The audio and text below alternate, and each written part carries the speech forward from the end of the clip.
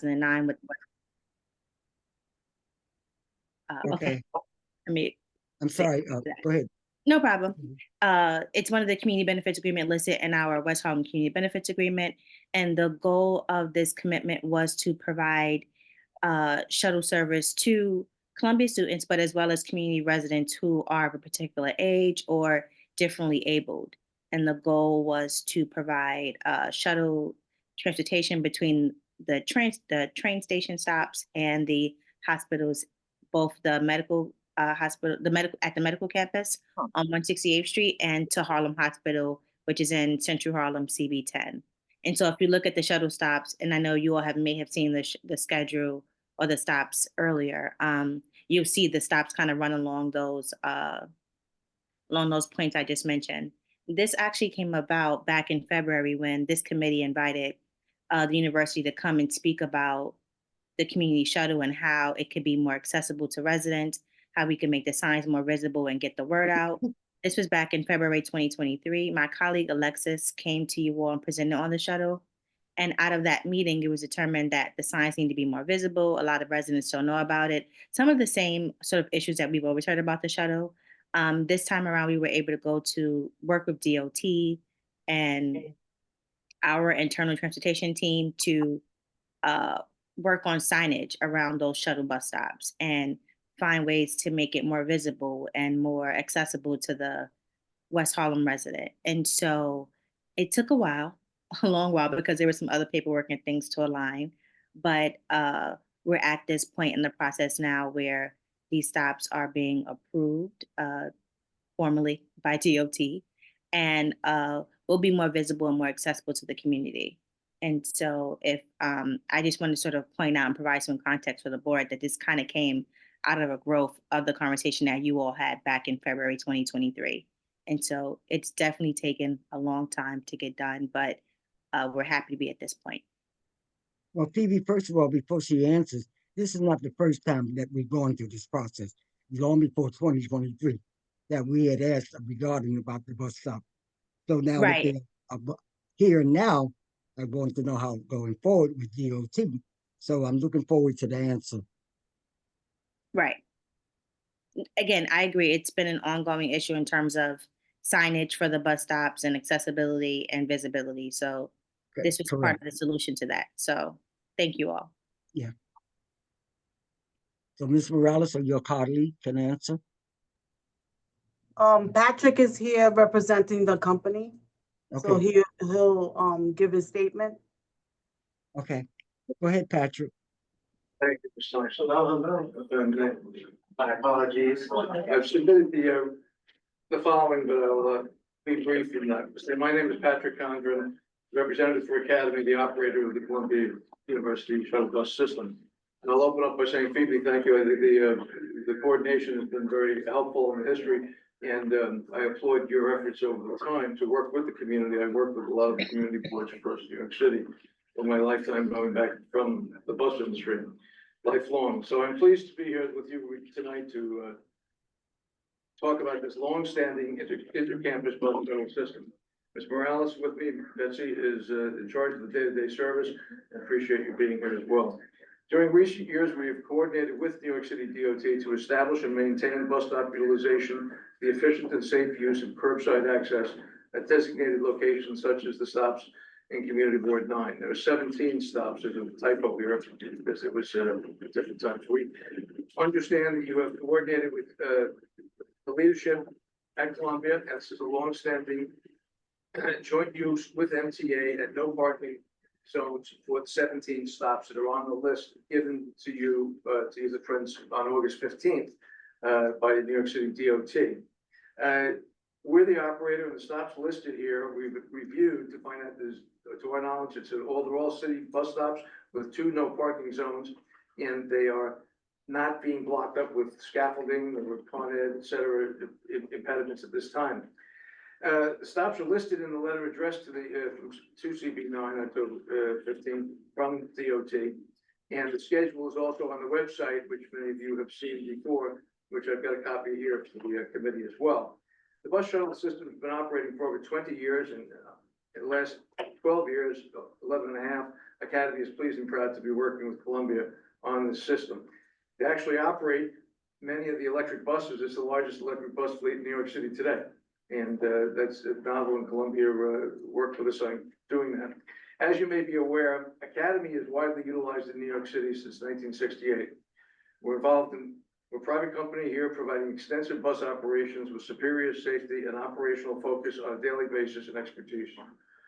We work with the Columbia University Shuttle Operations Transportation staff daily to fulfill the needs of the students and residents participating in this system.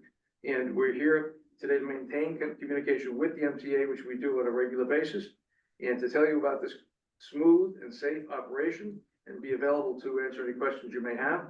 To answer one of the questions, the service is from Monday through Saturday from 6:30 a.m. to 12:30 a.m. It's extensive at these locations. And we thank you for your review and advisory. Betsy and I are here to answer any questions regarding this system. Ms. Thompson. Thank you. Any questions for Patrick? April? Yeah, Michael. Go ahead. Oh, yes, thank you, Carolyn. I have, what's the, Would you like to? oh, yeah, hi, Patrick, thank you for coming. And thank you, Phoebe. So how do you, market this to the public? I don't think I ever realized this was open to the public. Well, I actually have to ask Phoebe to, as I think we're working on that, right, to identify it as open to the public. That's what she was just referring to. Right. Right. We've been to this committee before and have done things like dropped off shuttle schedules by the CB9 office. We talked to the tenant leaders in the area about the shuttle. The schedule, there's an app, but I think the paper version of the schedule is actually a little bit more easier to read. And so we advertise it in our evergreen materials through our Neighbors Hub and other ways. And we're also open to suggestions on that. But part of this process was to make it so that the signs where the bus actually stops are more visible. And so Okay. that was a huge problem because even looking at the material myself, it's still not exactly clear if you're not immensely familiar with the area where the shuttle bus stops. And so the purpose of this process was to get some, I don't want to Alrighty. say more exaggerated signage in place, but some more Visible. easily, More more clearer. visible, more Yeah. pronounced. I think more pronounced is the best way to say it. Yeah, Some more right. pronounced signage that would signal to residents, here's where I can get this free shuttle bus that will be going to the following stops.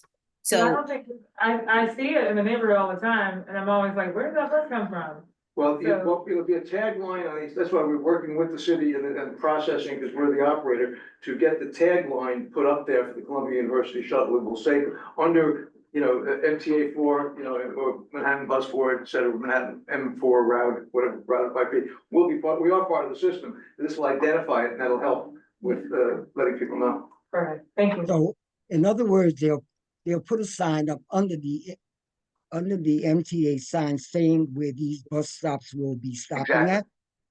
Yes. And that's more clarity because we never had that before. No, They that's stop at certain stops. right. That's awesome. Make Okay, it happen. so when would this process begin? Well, when did the process begin? Is it before? No, when will? When will it?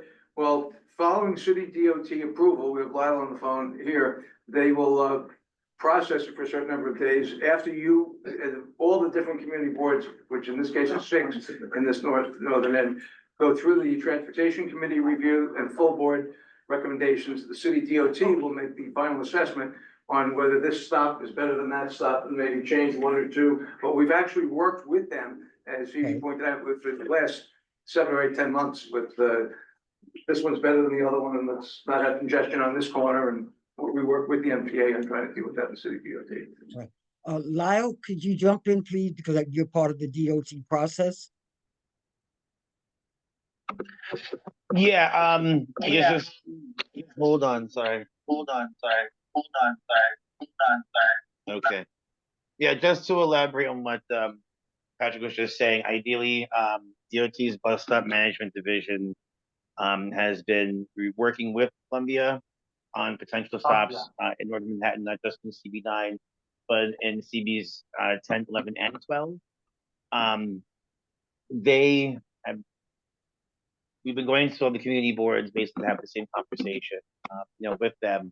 So it's not just CB9, but yeah, after community approval, our community board approval is achieved, then ideally our bus stop who will move forward with working with our signage team in order to install the signage and confirm which bus stops of the list that was provided would be utilized. I would say most, if not all of them, would be, but you know, there definitely is a process that involves the community board, and Okay, this is the reason why we're here.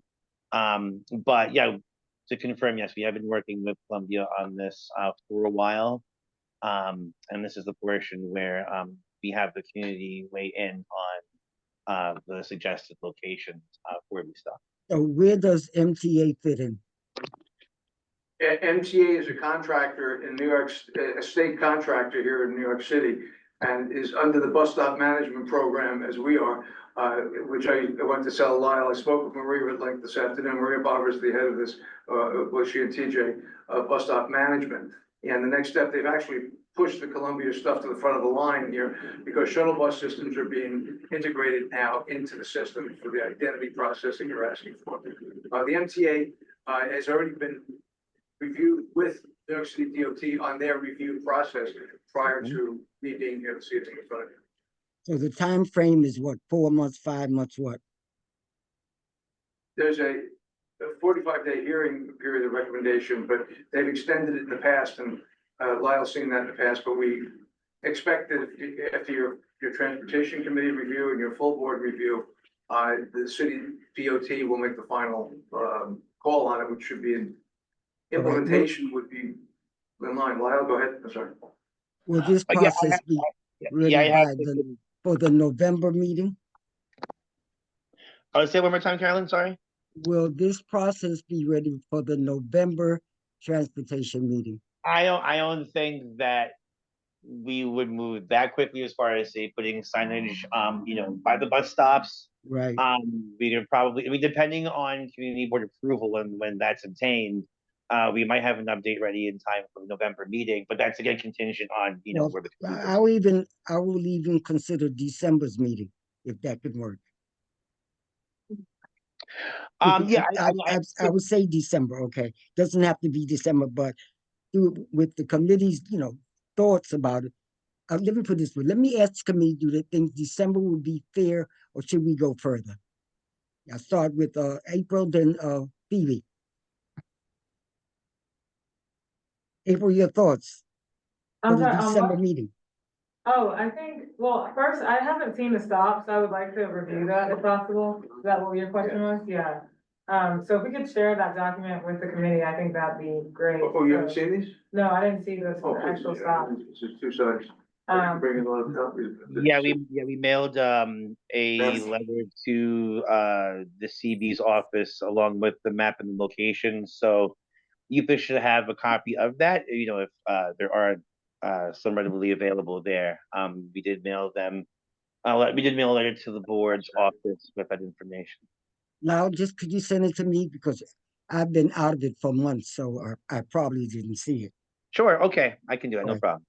Phoebe, your I thoughts? sent it again today. I just distributed some copies here at the room here, which is one, the letter, two, the map, and three, the schedule. My apologies, I didn't bring a big supply, but Phoebe, your They did thoughts? send it to us yesterday. they did so- send, Oh, okay. they did send it to me. Yeah. Thank you. That's what I was gonna say, let everybody know and I guess we Yeah. send it. Yeah, I can send it out. One at a time. Go ahead, Phoebe. I want you all to be as comfortable with this process as possible. So I don't have any immediate thoughts right now in terms of the shuttle stops. I'm more concerned with how quickly we can get the more pronounced signage up. So Right. those are just my thoughts. No. This is, like you said, a long time coming, maybe overdue. And so Right. I know it's overdue. And so I think my department, GCA, Government Community Affairs, we want this to happen as quickly as possible. Right. And so if you all could provide feedback on the stops and go through the process that Lau and Patrick and Ms. Morales, I'm sure, are very much more familiar with than I, then we'd like to see that happen. I think it's a win for all of us if this happens sooner than later. So we just appreciate your feedback on the stops. And I know that Patrick and our internal transportation team have been working diligently with DOT, sort of accessing every stop. Some are moved around, there was a lot of back and forth. I don't want to speak to their process, but I know it was a lengthy one. And so I would encourage you all to weigh in on the stops outlined on that sheet of paper that Patrick, I see, is passing around in the room.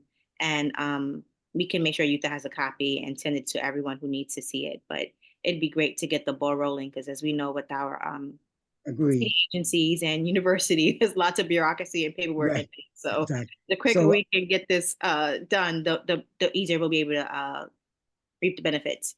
So, like I said before, at the December meeting,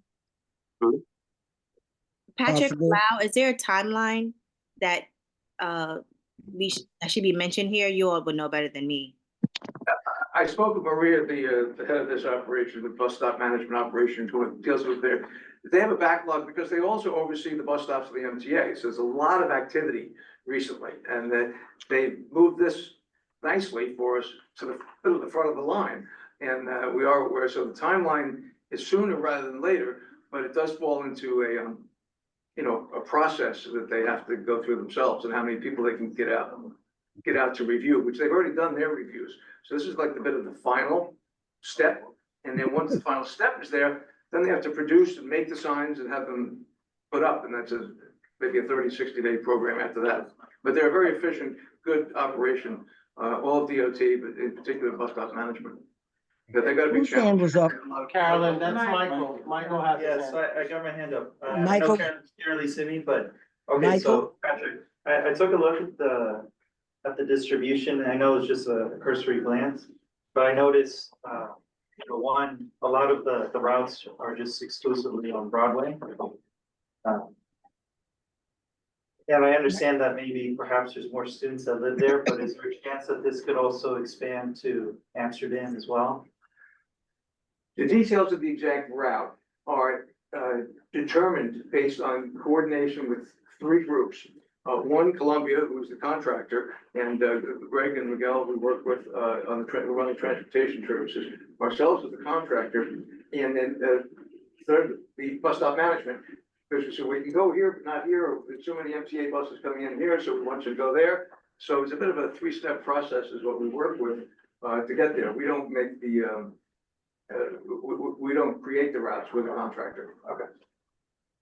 So that's a question for Phoebe. Can you answer that, Phoebe? I was not, again, this was, the stops were dictated or worked out when the West Harlem Community Benefits Agreement was being negotiated. But as I understand it, the route was to follow the one train line, which Correct. runs on Broadway. Right, that makes Right. sense. So that is, and then the hospitals are incorporated. Well, Columbia Presbyterian is already on 168th and Broadway, but Harlem Hospital is clearly a ways out. But I think the goal was to follow the one train line and to provide connection to the hospitals in Harlem. So Correct. Amsterdam is clearly not on the one train line. But again, I can't say that with certainty, but that was the premise of the thinking behind the shuttle bus stops. Right. And if I may, thank you, I want to add, I was speaking with Chris before, but historically, transportation, the USDOT regulates the following lines. Airlines, ship lines, gas lines, pipelines, and bus lines. So we try to keep it on a straight line, generally speaking, which is what you did Columbia, which is good. I mean, they didn't go zigzagging around like this. It's from a safety and efficiency standpoint. So that might be part of what the planning, I was not part of the planning process here originally, but it makes sense that it would be a straight line, like Phoebe explained, and keep it straight. Okay, Carolyn, Monique has her hand up. Thank you, Chair. Okay, And nice to see you, Carolyn. okay, go ahead. And I'm sorry, I was late, so maybe you said this in the beginning, but who will the shuttle lines be accessible to? And what will be required for people within the community to get on the shuttle other than Columbia students? Well, my understanding, and Phoebe, is that both it's students and the hospital in certain areas, right? But it's open to the group. Yeah. Thank you, Monique. I don't think we've actually met. I can't really see you, but I am trying to look your way. I see your hand now. The Okay. shuttle is accessible by seniors and differently able residents. And so the signage, or not signage, but to get on the bus, you would need to show either your health insurance card or your Accessori card or the Metro card that's issued by the city, the gold one. And I can send a link to this as well so you can see it. So there's 3 forms of sort of ID that a senior or differently able person would show in order to get on the bus. It's free of charge. Okay, thank you, I appreciate that. I have a follow-up question for Michael. Yeah, Whose hand is up now? It's Michael has a follow-up. Yes.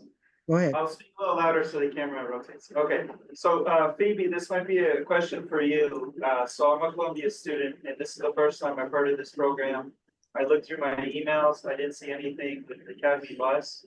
So besides just the bigger signs, what's gonna be done as far as making students aware and the general public aware, at least for those who would be eligible for those benefits, to make them aware?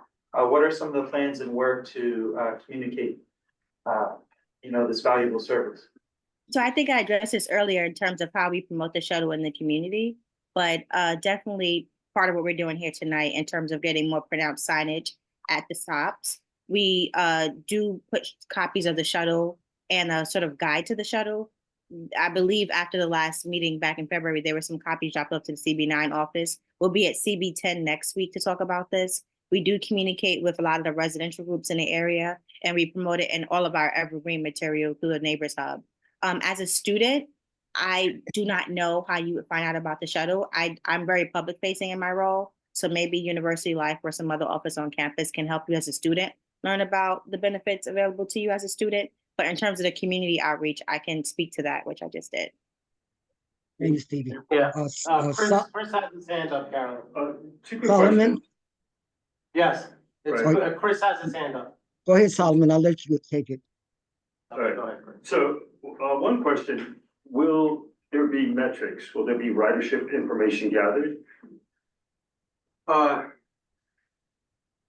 Kelsey, we have passenger counts that we maintain on this? I'm not sure. Kelsey?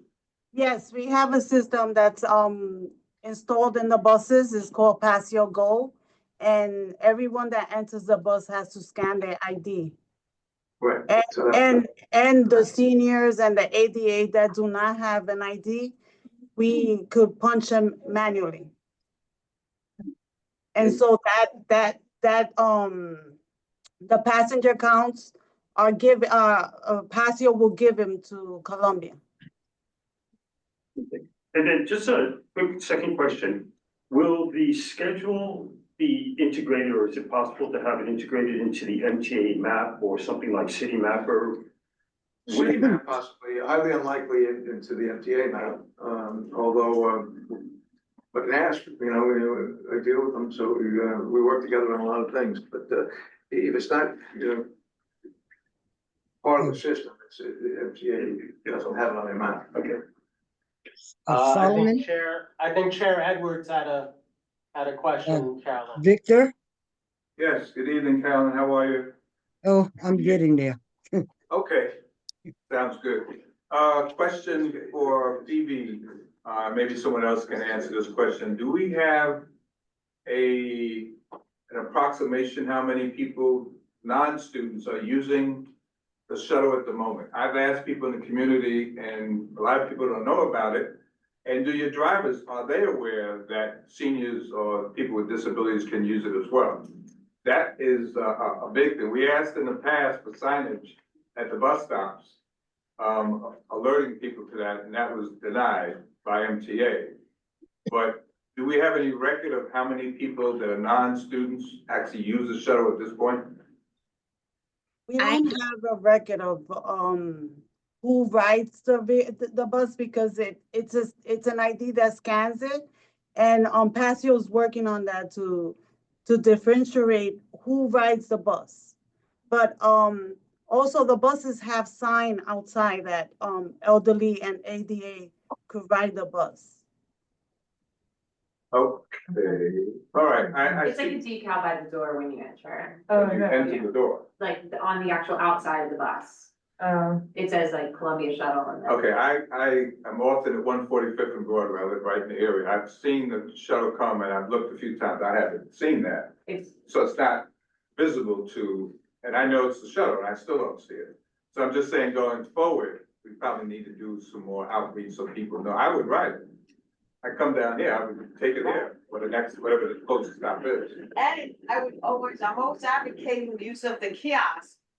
You know, just to let people know it's available. The kiosks go all over our community and we do a lot of messaging through the kiosk. So that's certainly a way to increase awareness, so that people Exactly. start using it. So, I think we'd Recognize have to do, just to address the statement that was made. Yes. I'm gonna have to get clarity on the metrics and how that's done and measured. So I'll get back to you on that, Victor. I didn't know you were there either. Hello, how are you? Also, in terms of outreach to the community, we do try and talk about the shuttle as much as we can. Whenever I'm in front of the audience, I mention it. I dropped a link in the chat. I don't know if you all can see it, to a page that lives on our Neighbors Hub. And I know, I think Justin was a student who asked a question in the room about, That was Michael Iglesias. oh, sorry, Michael, sorry. And there was a student, I apologize, lots of names going around. Michael, if you're not familiar with the Neighbors Hub, and for anyone in the room tonight or on the Zoom, I would advise you to please sign up for updates from our Neighbors Hub. It's how we push out that information. So even if I or one of my colleagues can't be in the room, we like to direct people to the Neighbors Hub because it discusses all these benefits at length. And again, we're always open to opportunities to spread the word. So maybe we'll look into, I know that the general board meetings are held at the forum every month. Maybe we'll look into having some of the shuttle schedules and the shuttle guides there, just so people can take them and hand them out as they see fit. Or if you all have any other suggestions as to where we can sort of stockpile those flyers and guides, I'm more than happy to facilitate getting the signage there. But Michael, in terms of how students can find about how they can access a shuttle, I'll definitely have to circle back to you on that. I tried to go through the website just now, but I don't work with students often, and so I'm not even gonna try and go into that wormhole right now. But I'm definitely open to suggestions on how we can help to get the word out. But a big part of that was signage at the stops. I think there may be decals on the shuttle. I think someone in the room was making that statement. There are decals on the bus itself. If you don't know to look for it or don't have any context for it, it's like seeing an ad. You may not know what it is. I think the biggest step that we thought we could take was getting these actual physical signs put at the stop locations. okay. Yeah, Solomon, go ahead. Gretchen has a question. Oh, I just had two comments. I think one is my concern is that this has the potential to be one of the programs in the community benefits agreement that checks a box, but doesn't necessarily fulfill the services. So I think the branding and the outreach is going to be critically important. I'm familiar with the signage. I think the signage that we're going to get from DOT is going to be very matter of fact. It's just going to be the characters. So whatever additional branding and outreach, I think is really important. I went looking for some information specifically on the shuttle after the last meeting, and I was only able to find something from 2022. So I just want to make sure that this doesn't become something where we're checking the box to say that it's fulfilling the community benefits agreement and it's not actually being marketed and used. And then the second thing is not directly related to the shuttle, but it is with Academy, with the sports teams buses, I think are primarily used. I'm just concerned about them idling a lot in residential streets. So I just wanted to raise that since we have your presence here. But they tend to idle for, an hour or so as they're waiting for the teams to load. Well, if it's an hour, so you call Where are it. they, well, first of all, where are they idling at? Yeah, that's item one. I will share with you that there's an ongoing effort to identify the statutes in the city of New York, and we're the recent city council here. Trucks and buses get thrown into the same program. The MTA recently did a whole congestion pricing environmental assessment, which everybody's familiar with, I assume. The environmental assessment identified trucks as the major issue regarding this. 99.2% of some such thing. They carry stuff, often just ordered by people coming and going at home, but notwithstanding that, people are the cargo we carry. 55 people on an athletic move bus in August is being run the air conditioning system. If you can picture yourself being on a plane at the gate and you have to have the air conditioning going, you're in a tube. You can't have that oven created. So they've given us a 3-minute idling rule, same as trucks. And it doesn't work. It requires for 55 people, so school buses are getting 15 minutes, we're asking for 15 minutes. You know, maximum to do that, and we agree it shouldn't be for hours. Yeah, I think- I'll give you my cell phone. 15 is good. I live right by the Yeah, side of that's campus what where we're they load and then right across from St. John the Divine. So it's not all, Yeah. it's not always Academy buses, but it is Right, a so- systemic problem right there by a school where the buses idle for hours on And end. I'll give you the good news, the California Bus Association, not everybody knows this one, but it's true, the new buses, the air going into the buses in urban areas is usually dirtier than the air coming out. Love that. It's a new Patrick. technology, it's called regeneration, and it makes sense. So California, where CARB is involved, the original, you Oh, know, yeah. CARB that predates the EPA laws of the federal government. The California Bus Association is asking for a Patrick. tax credit because they're cleaning the air. Cleaning the air. You know, and the air in New York going into our buses, and we're part of that. By the way, Patrick. these electric buses on the system. I have a question, Patrick. First of all, where are these buses idling? Because these academy buses don't sit long enough to idle. They pick up 3 patients or two students and they move on. So where are they idling at? That's the first question. Where are they idling at? Carolyn, I think Gretchen was mentioning the Athletics. athletic buses, Yeah. the sports teams. We have to load and unload the equipment and 55 people getting on and off, but we can't do it in 3 minutes.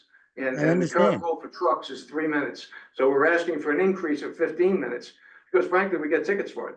But it shouldn't be hours or over an hour. It should be maximum 10 minutes, you know, as soon as possible. And when we do turn them off, right, Ketsy? You know, on the charters, you're familiar with that. We're doing it all the Yeah, time the because we want charters the do tickets. turn them off when they Right. are, when they can.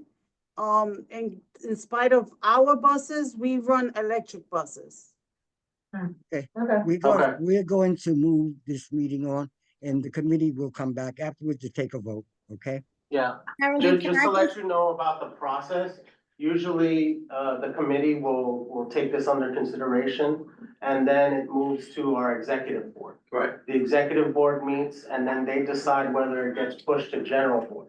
When it gets to general board, resolution is usually voted on, Well, thank you. whether something gets passed or not. So there's. You have an executive committee step as opposed to a lot of committee boards that go right to the board. Right. Thank you. Yeah, Right, so we got the documentation yesterday. right. I will send it out to our committee, and we'll try to see if we can get something, to exec, which meets next Thursday. The following Thursday, every third Thursday, Phoebe, general board meeting takes place at the forum. So you may wanna come that third Thursday if you wanna bring some information about the shuttle, to that meeting.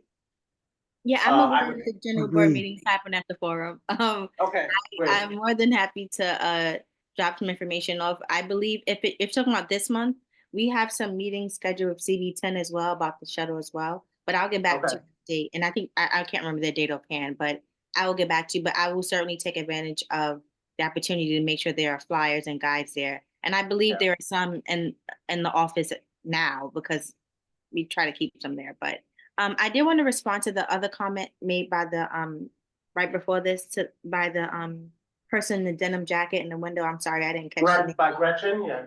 Gretchen, I dropped my email in the chat. If you have any other suggestions about places we could promote the shuttle, or any other suggestions you had about ways we could promote, highlight it, I'm always open and will do as much as I can to make that happen. So please feel free to reach out.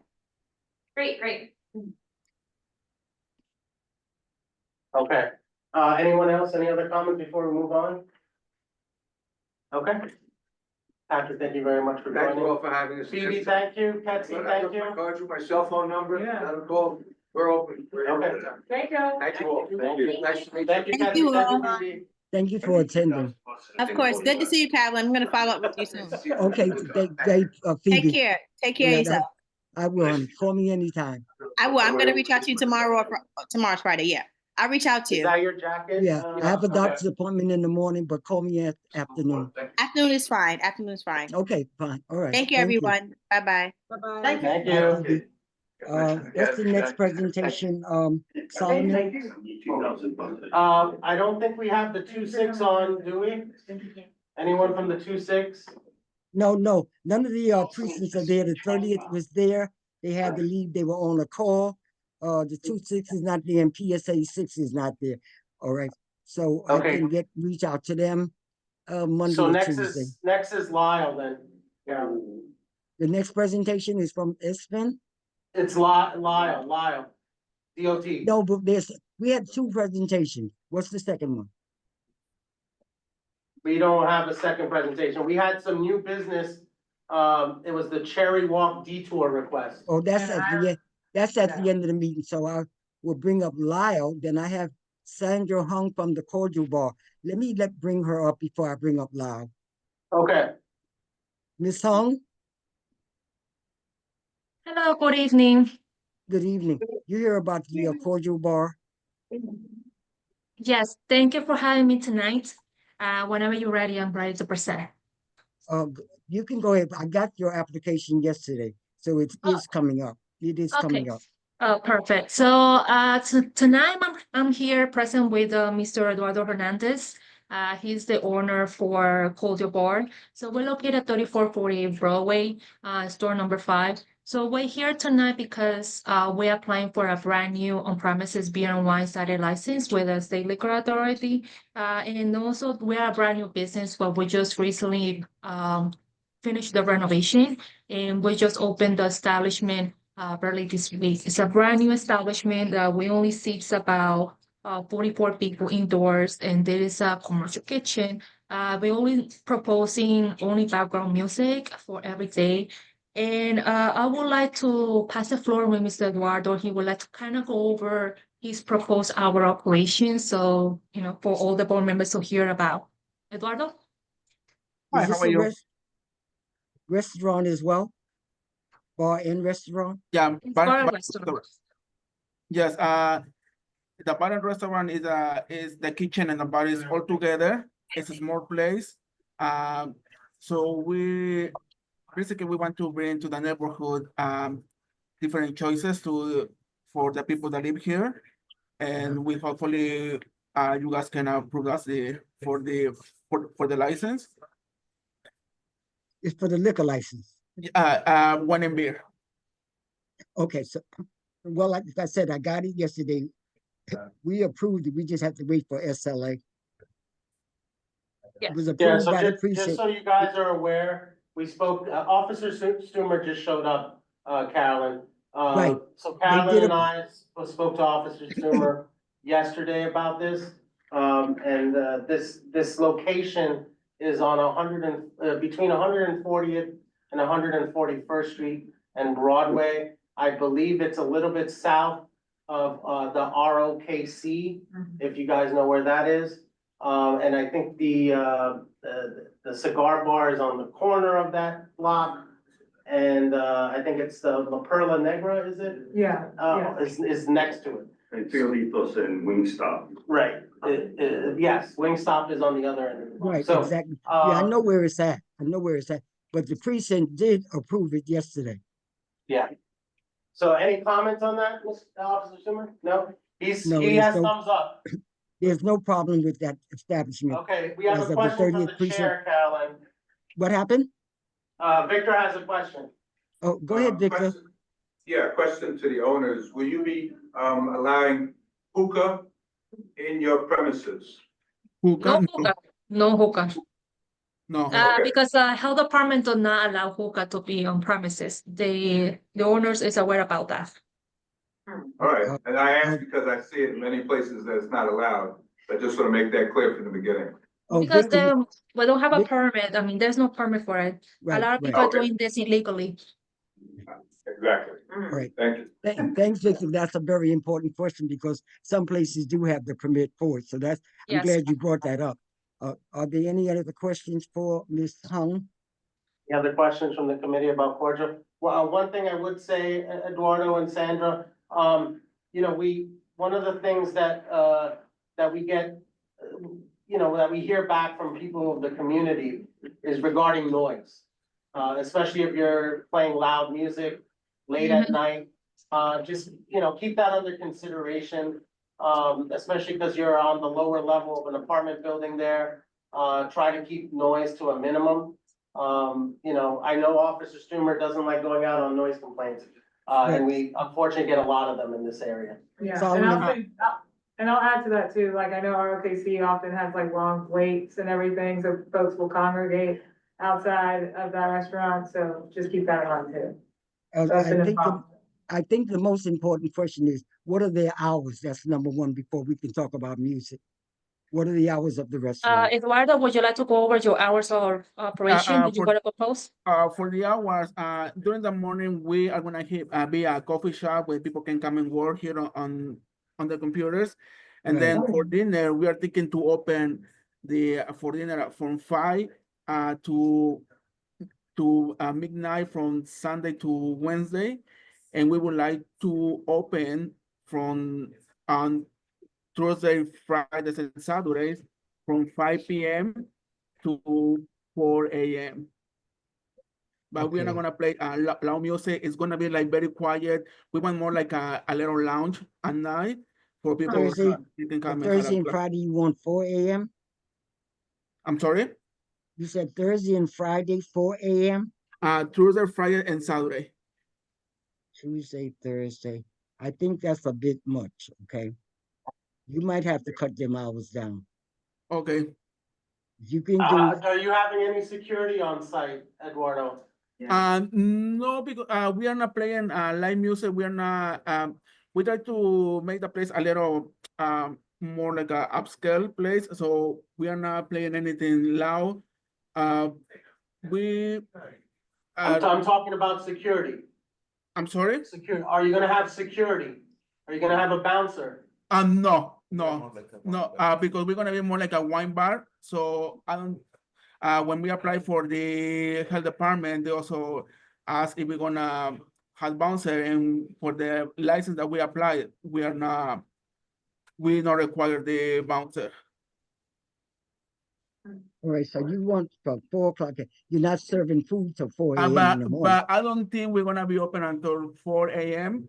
So we why don't probably we're gonna be open until 2 a.m. So like as same as the bar next to us, the Perla Negra, I think they close 2 a.m. 2 a.m. 2 a.m. is a much better hour than 4 a.m. because then you're gonna run into problems at 4 a.m. So we might So- consider 2 a.m. as opposed to 4.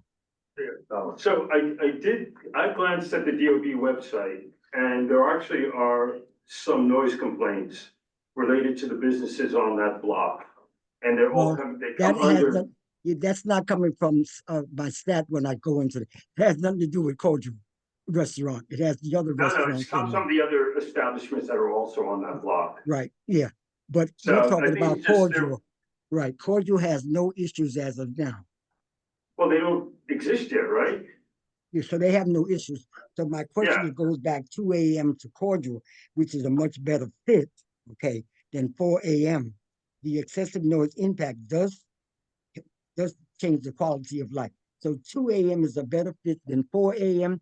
We'll consider 2 a.m. as opposed to 4, Okay. okay? Heather Jason has a question. Okay. Thank you. My question is, have you utilized any noise mitigating materials during your construction process? Since you did state this is a new business, new construction. I'm sorry, say that again. Have you utilized any noise mitigating materials during your construction process of your new facility? Yeah, we put some proof system. If they don't have loud music, then they wouldn't No, have. yeah, and we are playing only recorded music, so we have only two small speakers. So we are very aware that we have people living above us.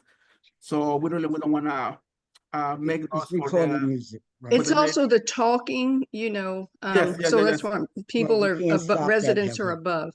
Right. I'm Can't not stop saying them from stop, I talking. didn't say stop it, Carolyn. I'm just asking if they utilized any noise mitigating Yes. measures, and he Yes, we answered the did. question, yes. Thank Yes, you we so did. much. Thank you. Thank you, Heather. Michael has a question. Really quick, Go ahead, Michael.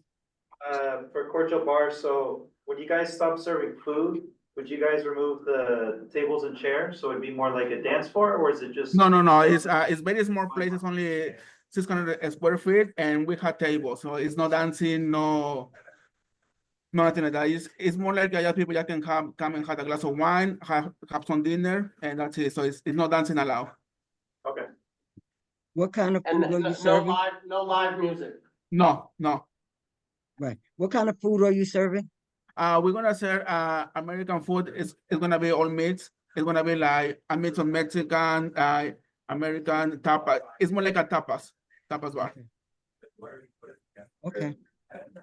Any other questions for Ms. Hong and Mr. Aston? Anything else? Okay, Thank you, guys. thank you, Solomon? Eduardo. Thank you, Sandra. Thank you. Thank you. Solomon, Yes, could you take over the meeting? I'm Sure. getting a palpitation, so I'm gonna leave the meeting, okay? okay. Feel better. Feel better, So Carolyn. thank- Thanks so much, okay? Okay. Thank you. Yeah, I was really. Carolyn, I'll call you later. All right, thank you, Call me if you need me. okay, Same here, Carolyn. all right. Okay, Officer Stumer, thank you for joining us. No, it's okay. Do you want to give us, your report? Yeah, of course. Good evening, everybody. Again, I apologize for my tardiness. We have a lot of our community affairs officers today being deployed to Jewish centers as it is today. So I was hanging out on the upper west side, making sure everyone had some safe festivities. On the 30th precinct, all is doing well. It's been a while. Welcome back. We had a very productive summer. Captain Rose wishes he could be here. He's been a little busy getting ready for the fall.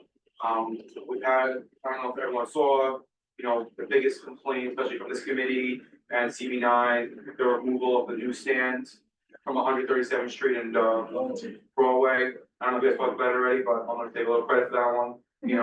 Thank you. It's not me, but I'm gonna talk about it. Yeah.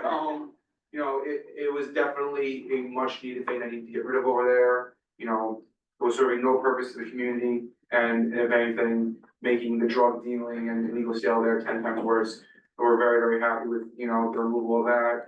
Now MTA needs to finish their construction and make that area nice. I wish I had some numbers for you guys, but as far as arrests go in that area, because I know that area is a big topic of concern. We're out there every single day, putting hands on people, arresting them, and making sure that area is nice and clean.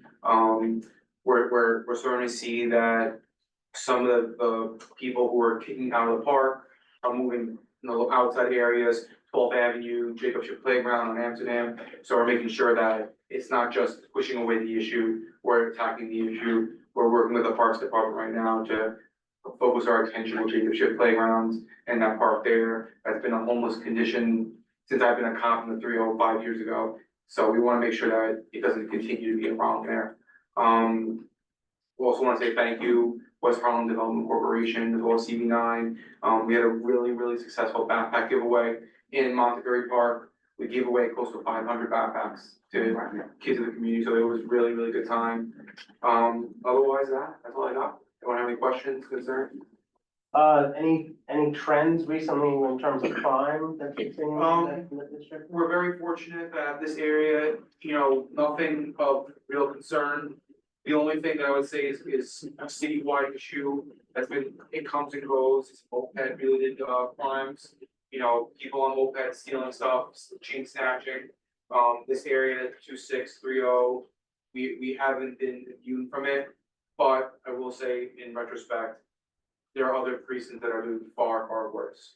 As far as, I can say the 26 and 30, while we have, I think, 4 incidents in the last 3 months, other precincts are having like 15 incidents. So we're very fortunate that our cops are out there. They're putting cops again at the bridges just to make sure that these mopeds, while it's very tough for us to make arrests on these busy streets here, it's a little easier for officers at the bridges to slow down traffic, so therefore they're able to catch them a little faster. So they're redeploying officers to the bridges just to make sure that, any type of stolen vehicles and these mopeds can be caught safely and without any risk to pedestrians trying to go by.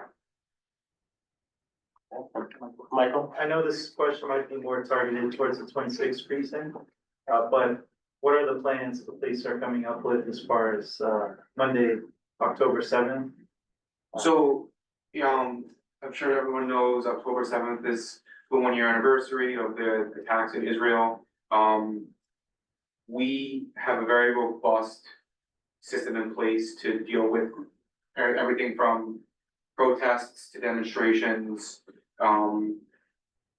They're pulling in a lot of manpower. So that it's been on our radar, obviously, since last week, so we know of planned demonstrations, we know of, the people who are going out there to peacefully protest, and unfortunately, we're aware of people who are less likely to play nice. So we have officers out there, both in plain clothes and in large deployment, what we call mobile field forces of officers from around the city who come and help out in certain areas. So like, perfect example was last week was United Nations General Assembly, where even me in the 30th precinct as a community affairs officer, I get pulled to go down there and support them. So if you'll see something similar here, and it's completely more downtown, if I'm being honest, but we're ready to up here as well, just in case, because we have the colleges here. Sure.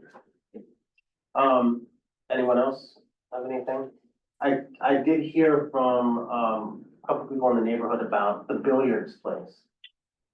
They started playing live music now.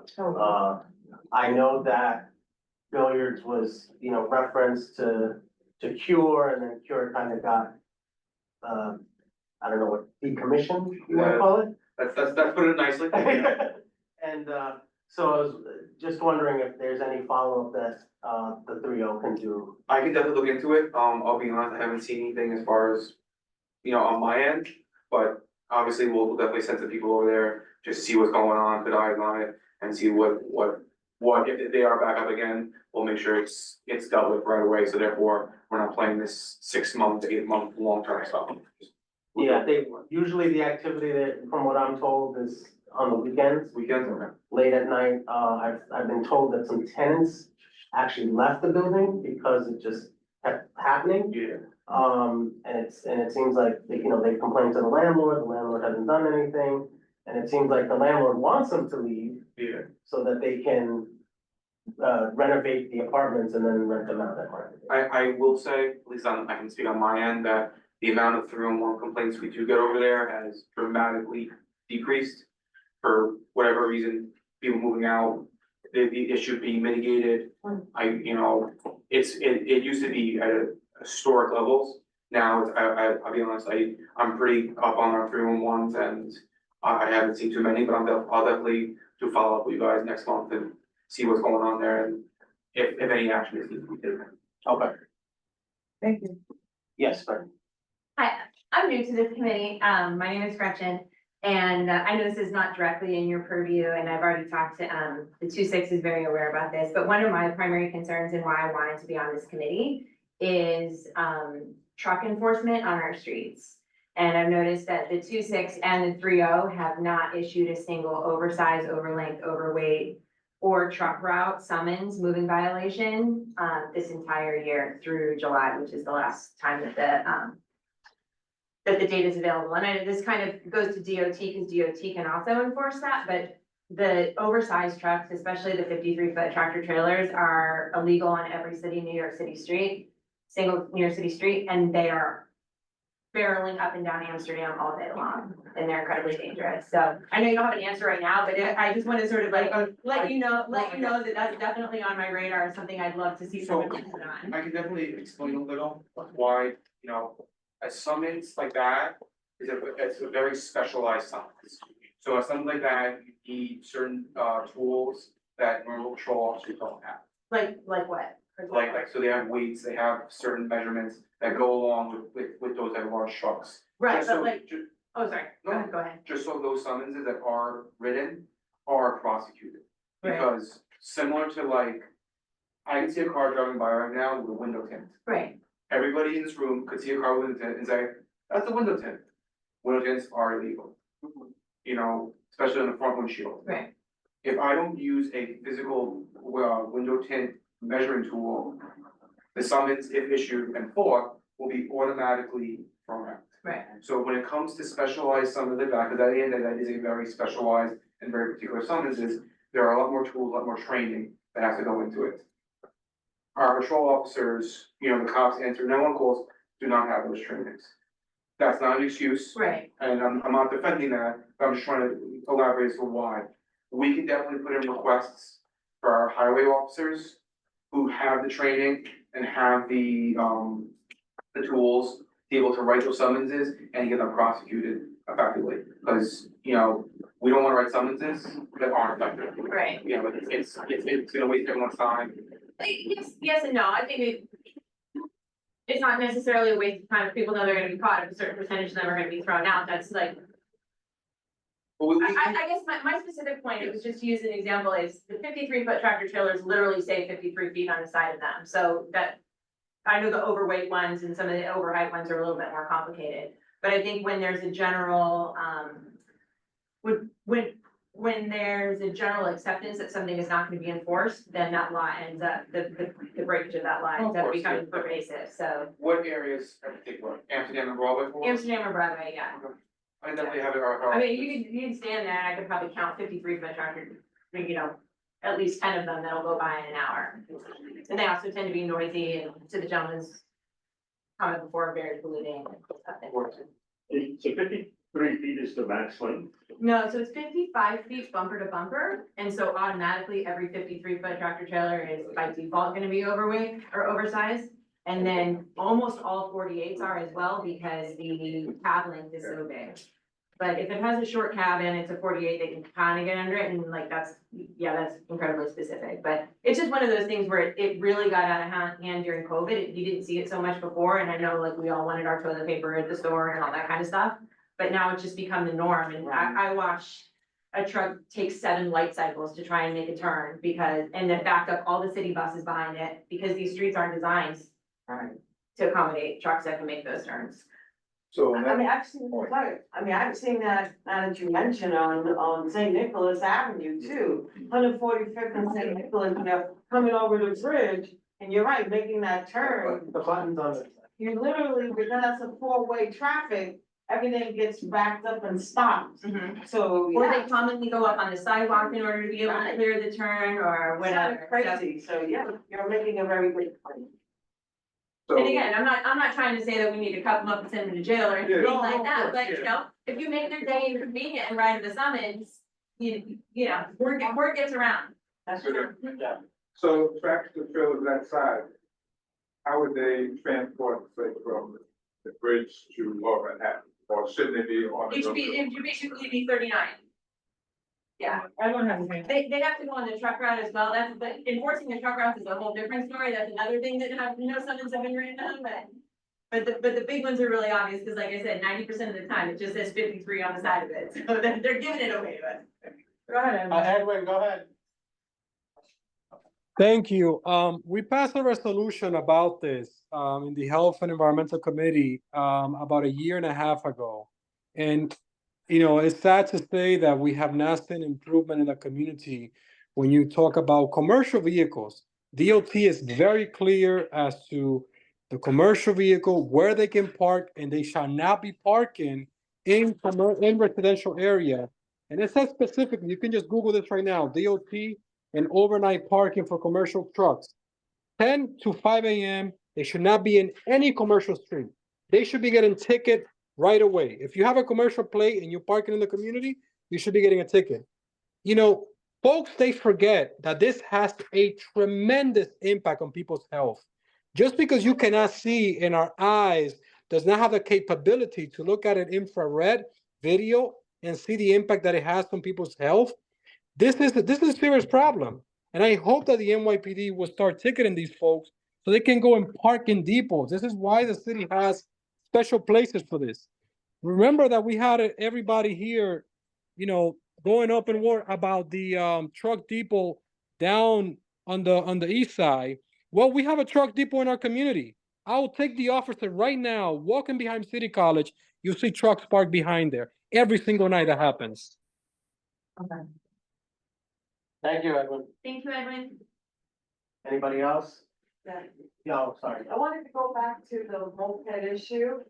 I don't certainly want to infringe on anybody's employment, and we know people, many of the messengers use mopeds or motorized bikes to get around.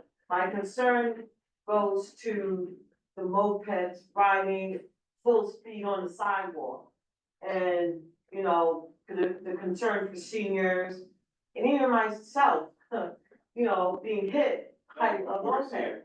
So they're speeding at regular speed, and there should be a way to regulate that so that they can't do that. And, you know, I don't know what the officers can do, but maybe even looking at addressing something as simple as that could certainly help to improve quality of life. Of course. So, you know, I wanted to come back to the moped So issue. I will say, while you might say, oh, delivery person trying to make their end meet, I can say from personal experience that sometimes they're the worst offenders. You know, sometimes you see them flying down the block with the backpack. And in all honesty, too, we see criminals that will actually have the backpacks, make themselves try to think, like, make the cops think that they're just delivery people. So that's why we, you know, if we see them driving recklessly, you know, either on the sidewalk too, you know, officers today were following a moped right near Broadway 142 and arrested an individual who was delivering, but in a day, he was driving recklessly and almost hit somebody. That's when we have to, you know, arrest them, where, you know, officers have to use, you know, good tactics, you know, sometimes a little time where they get a little space, let them think they get away, and they come around, you know, to make a safer arrest. Because as we all see, these streets are very densely populated, Correct. not just with vehicles, but with people too. So we have to weigh, you know, is this a safe attempt to arrest somebody? Do we have to give it a little space, let a helicopter get in the air to watch them, you know, maybe get on the roadside drive where there's less pedestrians? You know, there's a lot of training that the officers have to go into, just so we can make safe arrests. Because at the end of the day, we want to make arrests. We want to hold people accountable for their actions. If you're driving recklessly on West Harlem, you're gonna be arrested. Right. But I say that in the sense of, we have to do it safely, where we're not risking civilians getting hurt, you know, where, like, you know, some of our cars, well, like right now, I have one of our Mustangs, which is incredibly fast. Yeah. And like to the point where sometimes I'm like, whoa, like, I gotta slow down a little because, you know, I hit the gas and it's just straight going. So we have to weigh, you know, how, when and how we're going after people. You know, a lot of our officers have become very good at, you know, I know sanitation, I don't wanna hear this, but using the sanitation bins to box them in on the sidewalk where, you know, they're on the thing, and then we'll box them in and use that as like a barrier. Captain Road, oh, sure. You gotta move on, I think. Yeah, and, Hey, I apologize. Hello. Captain Rose is here. Hey, how are you doing? Good. Thank you for coming. Hey, thanks, sorry I'm late. Yeah, he was just finishing up his update. Yes, right. Yeah, the only thing I just wanted to comment in regard to you saying like what you want is arrest, and I understand that I have this conversation with the Captain's Bears at the 2-6 Paramount, like I understand that from like a metric standpoint, but also I think there's a lot of power in just going up to a bunch of guys waiting for a delivery and saying like, hey, you're not licensed, I know you can't seize that bike right now, I know you can't do this, and I think like being proactive and letting them know that you're watching is just as important as arresting one of the guys, and so I just like, when you said like, at the end of the day, that's all we really want, like I understand, but I think there's a lot of proactive policing that can happen, especially with that kind of stuff, just let them know, like, hey, we're doing this thing this weekend, tell your buddies, they better get licensed or their bike's gonna get seized. I think there's a lot of power in that. Yeah. I see, Allegra, do you have a question for either Captain Rose or Officer Stewart? Yes, I do. Thank you very much. My name's Allegra Legrand. I've been working in Community Board 9 since 2001, and I live uptown. I usually get to my office, which is above Tom's Diner. I get there usually by bike, and the greenways have been shut down so that I have to bike on often Riverside Drive. I usually come down from 155th because I cut over from the east side. I come down Riverside Bike Drive to get to work now. And now I'm much more conscientious about cars double parking on Riverside Drive because I bike there. I have a daughter who's a teenager. She also bikes there. And I swear my life flashed before my eyes like about 10 times yesterday. We biked home together. She's at 15, she can't do Riverside Drive. She just can't do it. And it's because there's so much rampant double parking everywhere. And, you know, the Parks Department thinks that we should just bike on the streets and it should be fine. But there's like cars go through there. I thought New York City had a speed limit of like 25 miles per hour, but cars are definitely going faster than 25 miles per hour. And while I appreciate we're all talking about the mopeds, most of those mopeds aren't going faster than 25 miles an hour and most weigh under 500 pounds. I'm pretty sure it would hurt really, really, really bad if one of them hit me, but I'm pretty sure I would actually die if one of those cars or double parked trucks or the million other things parked like 2-3 deep were to hit me. And the reason we biked Riverside Drive is that, you know, I've tried biking down Broadway, which is even scarier, and St. Nicholas, which everybody says is better, but it's actually not better. And they've been repaving and it's just not possible. So, you know, I'm trying to like do responsible biking on the street, but I am terrified and I am sympathetic to pedestrians because once I park my bike in my office, I am also a pedestrian. I don't want to get run over by these guys, but I don't hear enough discussion about like, why are these guys on the sidewalks? Like they're not, I mean, they want to make a living. They want to get home to their families too. Like, I think that they would be totally like going, yeah, I'm sure the mopeds are, but you can quote me some Newton and we'll see how much power is actually in them flying at 30 plus miles per hour compared to a truck that weighs like 2 tons. So let's go ahead and have that conversation now. Thank you, Elizabeth. But I just wish that there was some attention to the double parking and that we could make the streets actually safer. I'm on my bike. I'm following the law. My daughter's on her bike. She is a teenager who deserves to get to school without dying and without getting maimed. So I would really like to hear the speeding statistics, how many citations have been made along Riverside Drive. I'd like to hear that. Thank you. Thank you. Yeah, I think the question is about the double parking on Riverside Drive. Is there any enforcement being done on there? Do you have any metrics in terms of tickets? I don't have that information with me. I can certainly get it. That's easily attainable for me. But more important than the statistics, going back is to address your problem moving forward. I don't want to speak, I mean, I can speak to Captain Tavares and the 2-6, but I'd rather speak about the 30th precinct because that's what I know and that's what I own. The information that you give me here is valuable. Sometimes I find that my police officers stress very thin, but the city has other resources for me to utilize as far as traffic enforcement. Traffic enforcement division, traffic agents writing tickets has been a very useful tool for me to mitigate certain conditions that we have in the precinct. Not to belittle the problem, it's definitely an issue, but traffic agents would be able to enforce the parking a lot more efficiently and effectively than my police officers can. So I'll put in a request to have a traffic detail assigned to Riverside Drive. They'll put more attention there, more tickets will be written. In terms of speeding enforcement for my traffic safety officers in the precinct is very difficult for them to do. But I will reach out to the highway division and see if they can increase their speed enforcement on Riverside Drive. If you'd like, I can reach out to you as soon as I get back to the office or as early as tomorrow morning with the statistics of the traffic violations that we've enforced on Riverside Drive since the beginning of the year, or at least since December when I've been there. And I can see that. I'd actually like to see that for myself to see if we can make any progress there. Okay, thank you, Captain.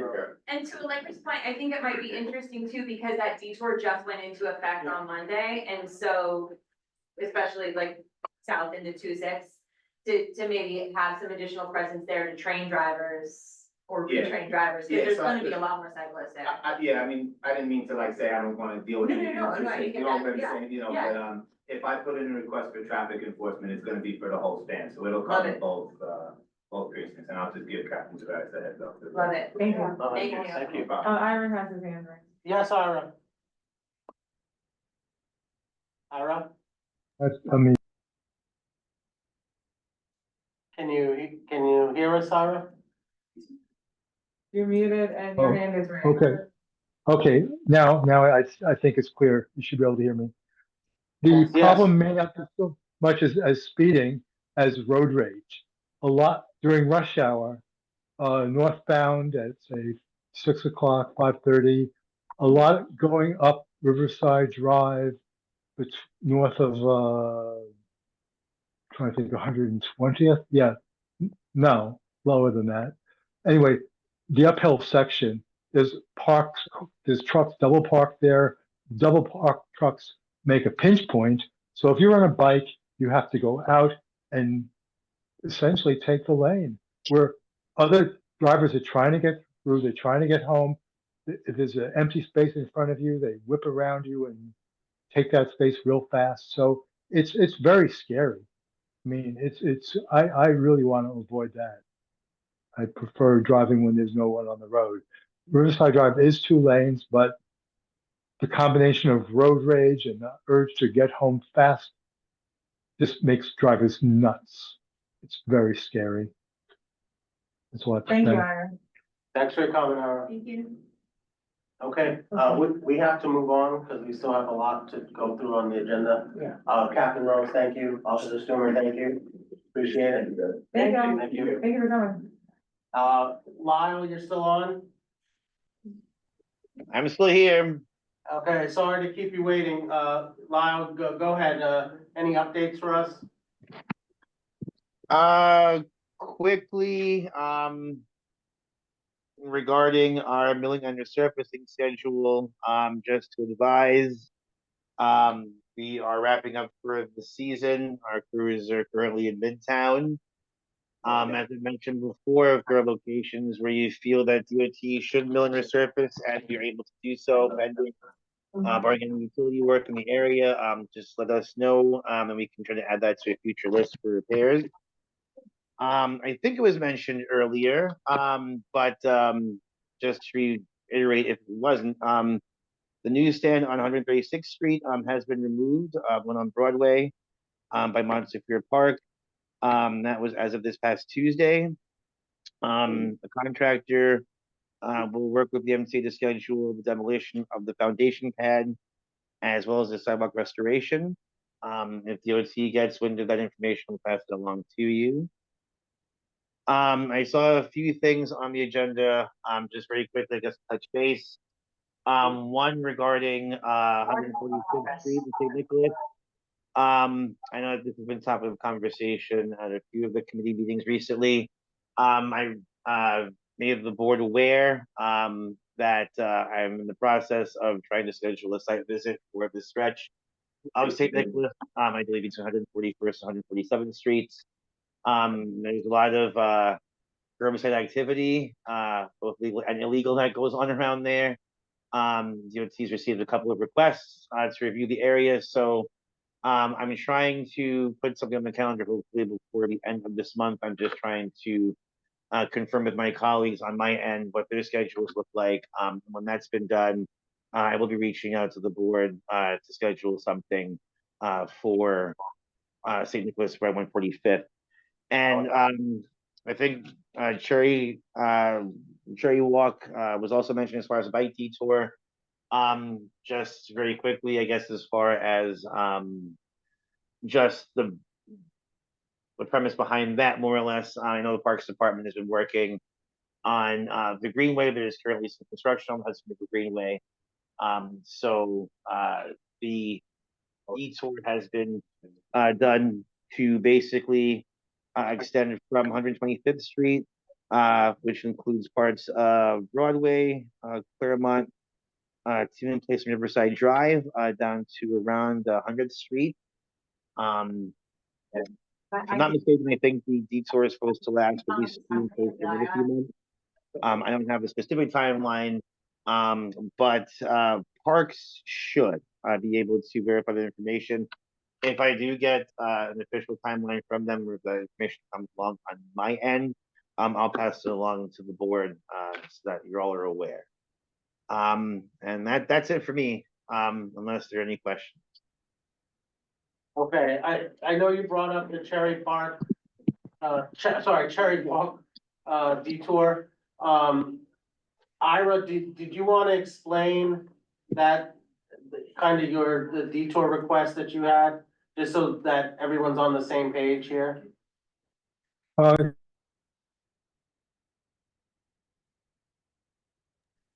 Okay, yes, the issue with the Cherry Walk detour, I think you should be able to hear me now, is Yes, that northbound on the Henry Hudson Parkway, starting at around 118th Street, is a super, like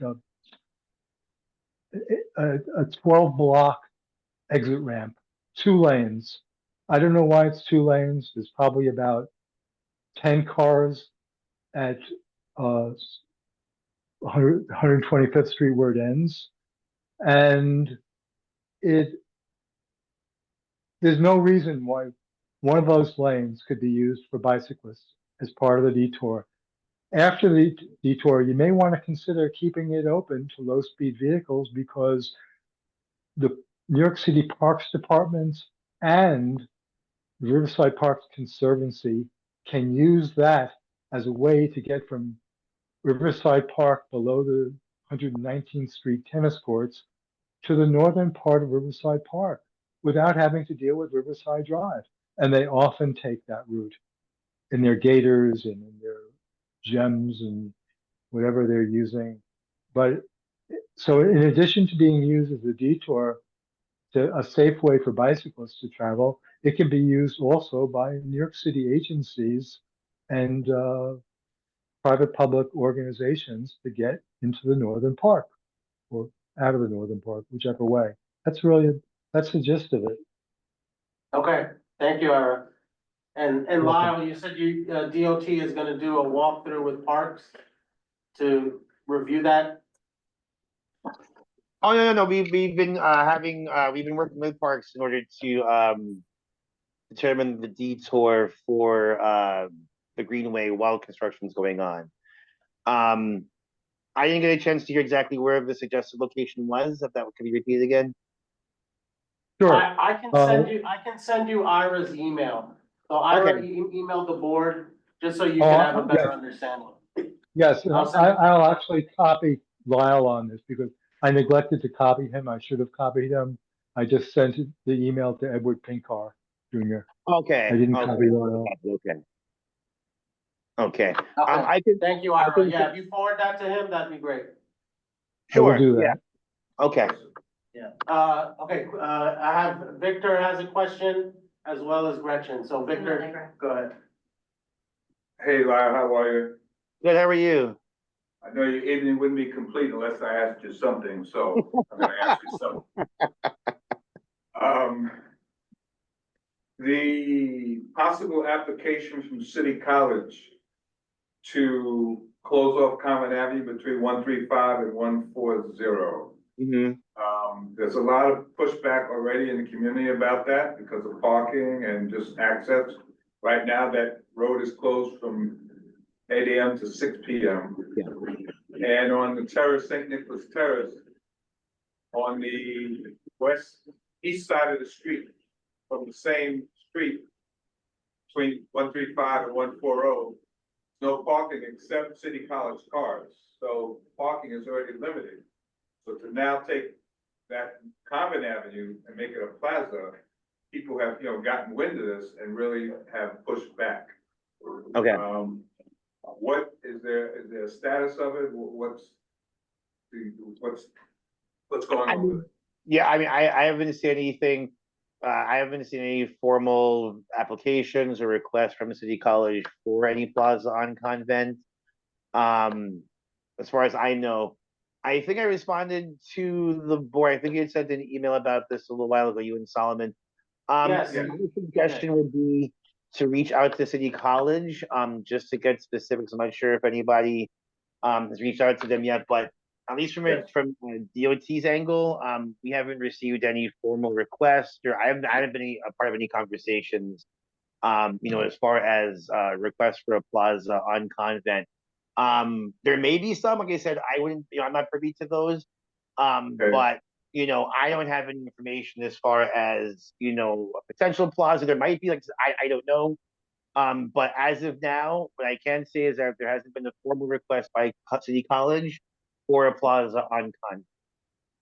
If there is, I'm sure there would be a lot of conversation with the board and, with the community, and they wouldn't be able to do that ideally without a proposal. So if they were to reach out for, for a plaza, we would have to, definitely have the conversation with the board, as far as, support. But like I said, as of now, I haven't seen anything come across my desk, as far as any formal request from City College.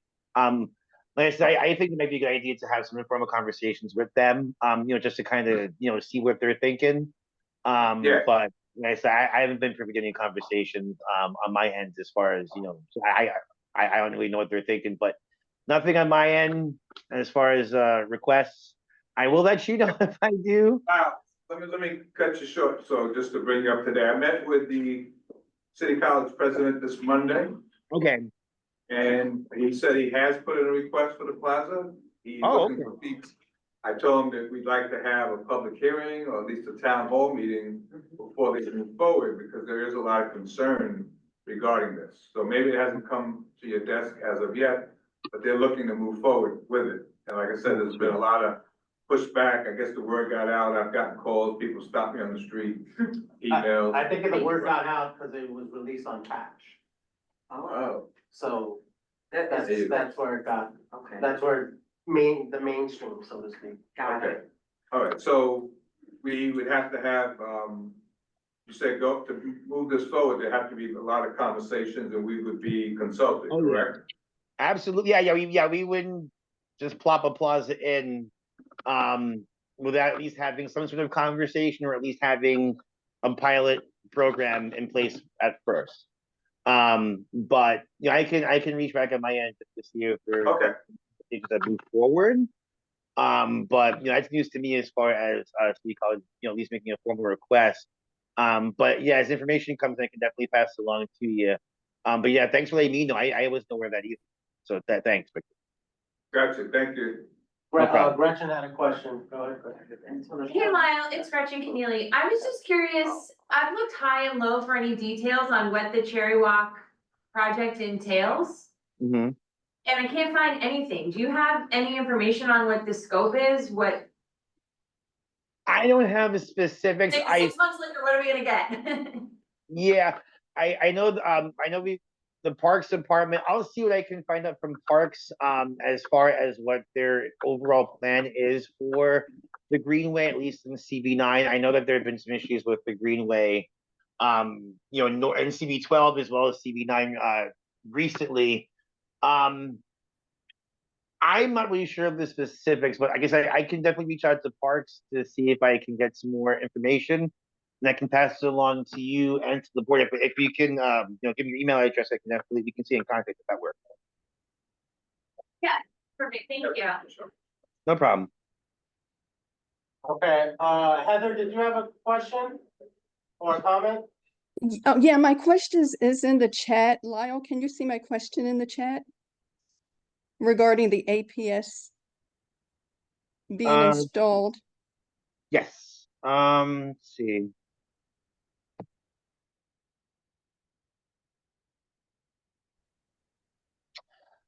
Okay, so it's about APS signals being installed on St. Nicholas and West 147th. So there seems to be a question in regards to ponding on that street. So, I can reach out to my colleagues in the in our sidewalks division. When it comes to ponding, especially with the intersections, it might be an issue with the pedestrian ramp or with like you mentioned, with the grading. Let me see if I can get an update from my colleagues in our pedestrian ramps division and sidewalks, and I'll get back to you. If there's any work that were to be done, it would probably be done fairly quickly since it's getting colder, so the weather is starting to, have a little bit of an effect on what we do physically as far as infrastructure. But I can see what's going on the intersection. I can get back to you. Yeah, Monique I just hope has a the comment. issue isn't worse, because they had to dig up in order to, I guess, lay the cables to connect Gotcha. the APS.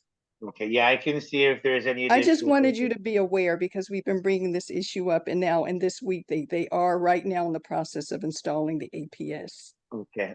So I'll follow up with my colleagues in our sidewalks division to see if this is part of raising the grading to accommodate. So I'll keep you Thank you. posted. No Thank you problem. so much. But I wanted to follow up in terms of Heather's question, because the other problem was on, I believe, Heather Convent Avenue and that street as well, where that water puddles on 140, it might be on the corner of 146 Yeah. and Convent, as well as 147, where the telephone building is. Anytime it rains a great deal, water is puddling there and you can't even cross to get on that street unless you're walking in the street, and then you might get hit by a car because, you know, you're so far out. So I would say, Lyle, that if you're gonna go investigate what's happening on 147th and St. Nick, to please walk over to Convent and 147th as well as 146 and look at the grading issues there, because it's still a problem, as Heather said, and has been brought up quite a few months ago. Mhm. Okay, so I'll see if I can get some updates for you, and we'll be in touch. Thank you very much. Thank you, Lyle. Thank you, Heather. Ira and Allegra, I see you have your hands up, but we really have to move but the meeting. I've had my hand up for a while. I'll be efficient. Okay, be quick, please. Thank you very much. When there is construction on a safe bike lane that is on DOT property, New York City Council has said that the construction company must provide an equivalent detour. So they have to have a hardened detour. No such provision exists when the bike lane is in Parks Department land. Would you consider supporting a resolution in joint with the Parks Committee from CB9 to say that a DOT should cross honor for greenways that are shut down, even if they're on Parks land, that DOT would still provide a safe bike lane bypass? That would be so incredibly helpful. I know you guys maybe don't bike there every day. There are a lot of kids on there, like a lot of really vulnerable users on their bikes who now have been just like their transportation was taken away and nobody seems to care. And that path that Ira talked about, I tell you, 2 years ago, my daughter and I, we walked that route down along the double lane of highway through Riverside Conservancy, and they asked us, what are you doing here? I'm like, I'm trying to figure out if I can get through Riverside Park to the mezzanine so I don't have to take my daughter on the street. It's very doable, and I really hope next month maybe you guys can get New York State DOT in so that we can ask them directly about using one of the lanes of that Henry Hudson Parkway ramp. Thank you. Thank you, Allegra. Okay, I'm gonna move on. Thank you, Lyle. Thank you for all your work on the newsstand. I know you're working on this task force on St. Nicholas Avenue corridor as well. Thank you for all your help in our district. No problem. Thank you, Solomon. Thanks, everyone. If you need me, feel free to reach out. I'll leave my information in the chat. Okay. Thanks. Thank you. All right, we're going to move on to our action items. Just to kind of give since we have a lot of new members to the committee, I just kind of want to give you a sense of how the liquor license applications work. So what happens is an establishment, when they want a liquor license, they submit paperwork to the district office. It's a questionnaire. It's about 2 pages long. All the questionnaires are kept at the district office. If you ever want to look through them as a committee member, you're welcome to. When that is given to us, and this is for a new application, I'm going through the process. They're also given a kind of like a questionnaire, a form, a survey. What is it called? Stipulation. The stipulation form. This is something that the district requires, kind of asking them, you know, their hours of operation, what kind of establishment it's going to be. Do they have any kind of security on site? Do they have any like emergency plans, that kind of thing? All of this is kind of laid out. It's about a 5-6 page form that they fill out. Yeah, so we kind of go through this. Now for once we get all of that together, that's when we consider an application for a new liquor license. So as you guys know, Carolyn was mostly kind of doing this. And what the process that she goes through is she goes through the state liquor authority, to see if there are any existing violations, if there's anything like, if, you know, a lot of times, sometimes businesses will change names. She just tries to see like, is there anything in the system that's outstanding that maybe we should flag, right? Then, she talks to either, depending upon where the establishment is, either the 26th precinct or the 30th precinct. The 30th precinct, you saw Officer Stumer here, he's the community affairs officer. We went over this with him yesterday. On the 26 side, it's Officer Cardenas, who we go over any establishments in that area. Then we kind of, you know, we kind of try to get an understanding of where is this establishment, right? We'll pull it up on maps, we'll try to figure out, okay, what else is near it? And then once we're confident and we get the sign offs from the precincts, we add it to the agenda. Once we add it to the agenda, it's the committee's job to move it forward. So it will be moved forward to the executive board. The executive, if we say, yes, we're okay with this particular establishment, getting a new liquor license, it moves to executive board. Executive board, then they consider it and then they move it to general board. And then once it gets to general board, and if it passes there, they get the liquor license. So that's the process for new applicants.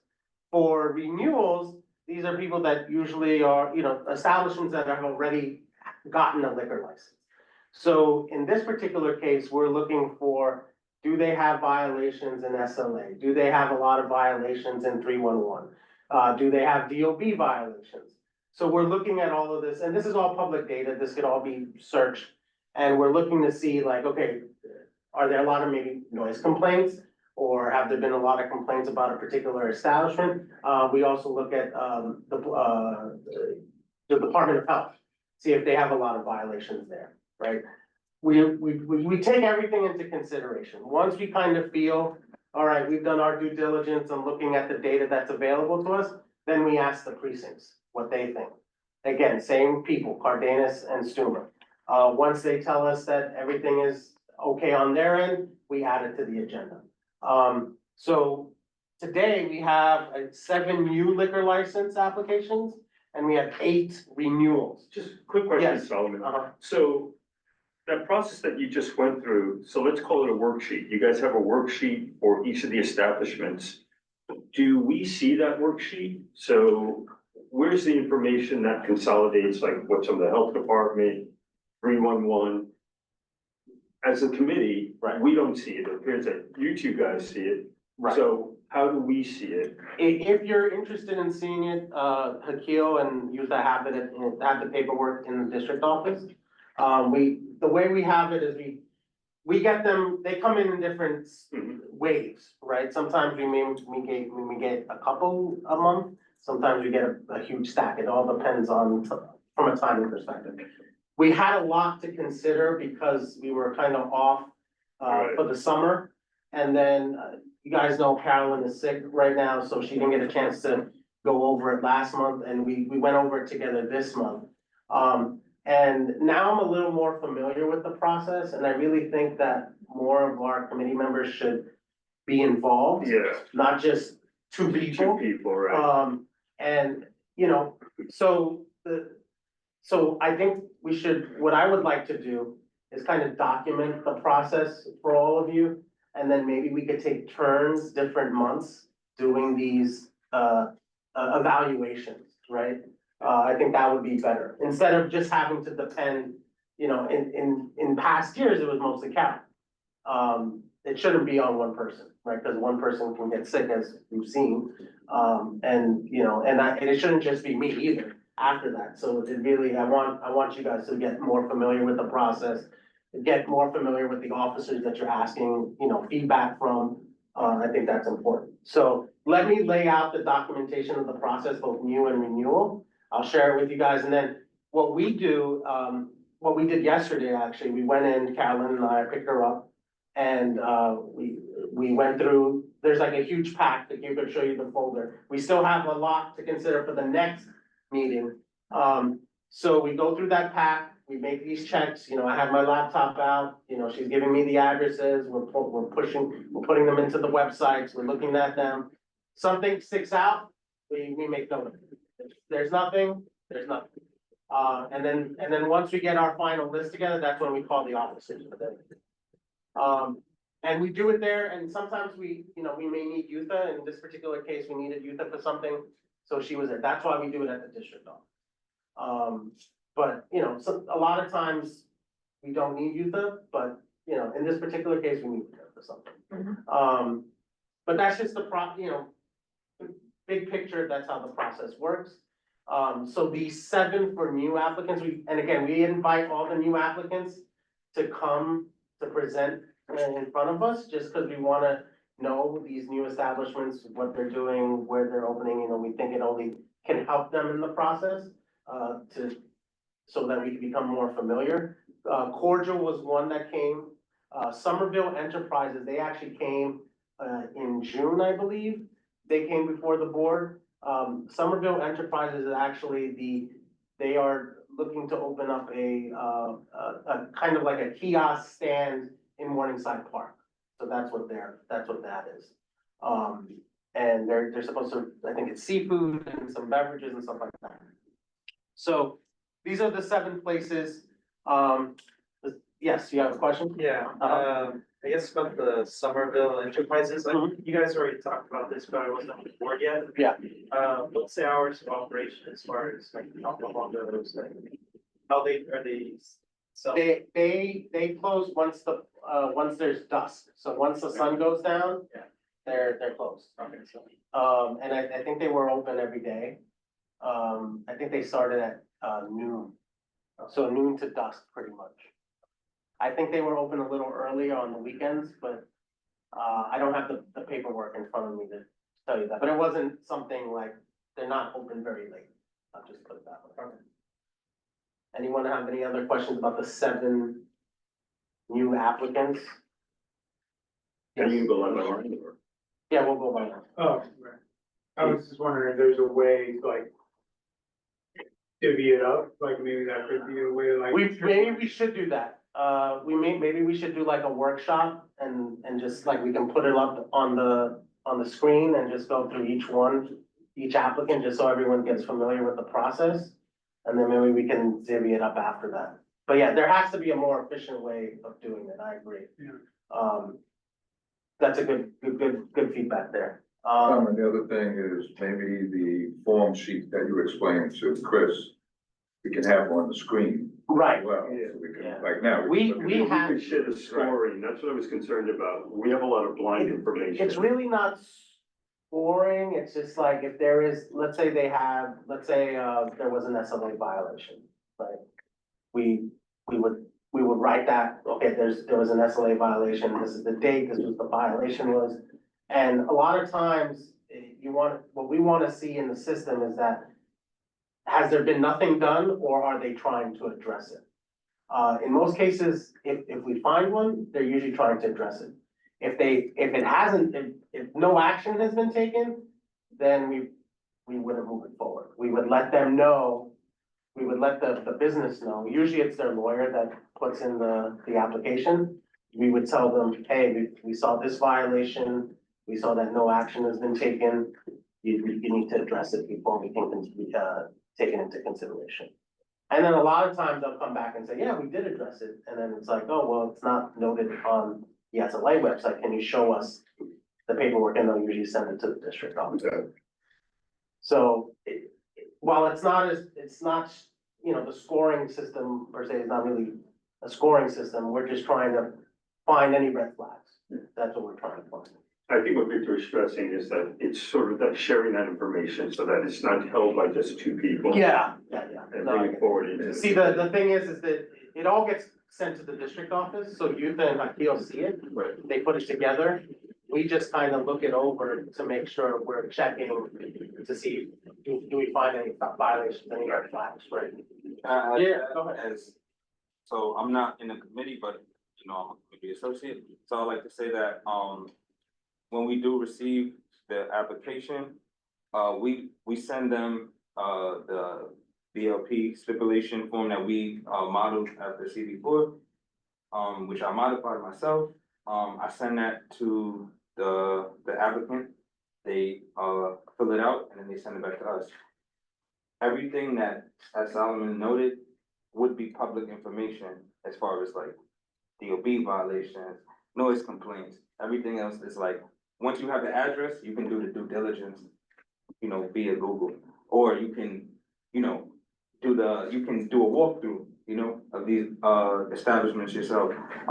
What I would suggest is that you guys take a look at the stipulation form, because in that form it'll give you, you know, if they have like security, like their security set up, you know, if they're gonna have e-bikes, like if they have proper storage for these e-bikes, you know, things of that nature. So just, you know, I just want to get that. Yeah, so I'll try to share the template with you guys, the template of the form.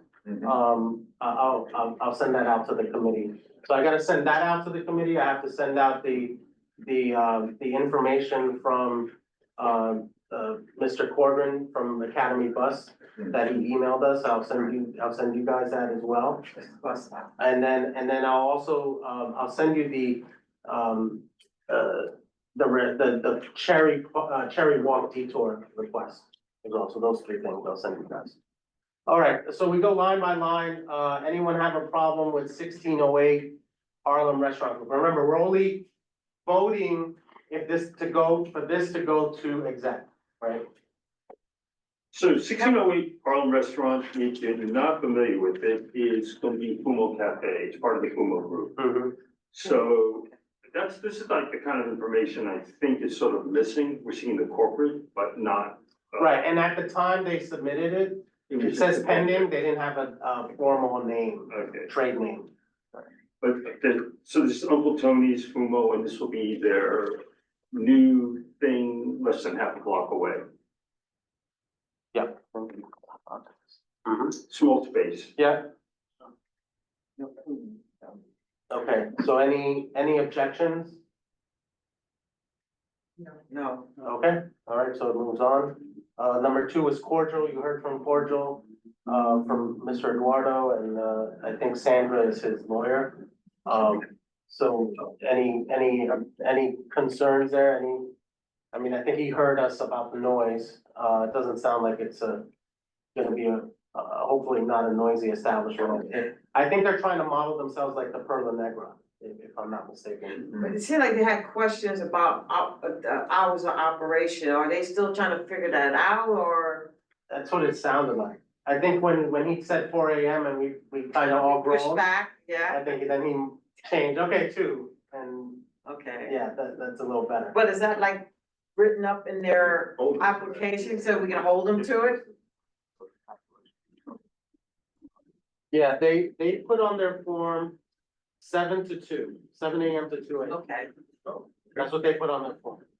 okay, thank you. Okay. Thank you. All right, so any objections to Cordial? No. No. All right, so that moves on. Hamilton Hall. You guys familiar with Hamilton Hall? 3495, it's The street is. Yeah, it's between 142nd and 143rd. Yes. Yeah. What's They're on the left side of. do they have complaints? They did not have complaints within this particular calendar year. Prior. Yes. I am familiar with it and I do recall issues, but things are quieter. Said there many times read in the chat, there was something there. Depends. Can we keep the chat up? I feel like we're missing a lot. Allegra. Oh, and Allegra wrote something. I'm sorry, did you call my name? No, that's a part of the conversation. Yeah. Oh, no, we were reading your chat. Reading your chat. Okay, okay, so everyone okay with Hamilton Hall, no objections? Okay. I don't have any. We'll move on then. Upside Pizza, it's a new place, I believe, on 111th Street. 112. 12? Oh my God, I'm so excited. It used to be Coronet, is that correct? No, this is on the Yeah, corner. different block. It's across from Tom's. It's where it was Liberty House for a while. It's like been a random vacant pop-up spot. It's very welcome.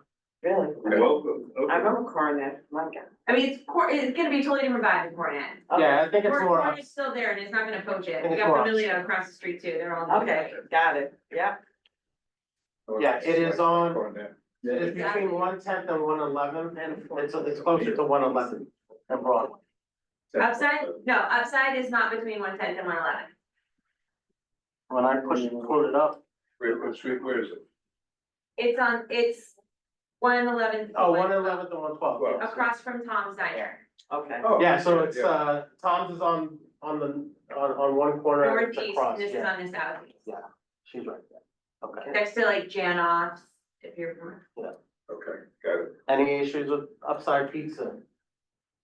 Okay, none. All right, next, Somerville Enterprises, this is the kiosk in Morningside Park. Any issues there? No, I want it to be done. Yep, okay. Any objections? No objections. We'll move on. La Casita Taqueria, 1484 Amsterdam. Let me tell you And exactly. they don't have an existing license? Actually, I'm kind of familiar with this place. The name sounds familiar. Yeah, it's a Maybe they're small. trying to make right. This is on, Yeah. Oh, gosh. this is on Amsterdam Avenue between 134th and 133rd. Is it good? It's like it's a hole in the wall, Yeah, but I really thought they had beer in 34th, 33rd? between 133rd and 134th.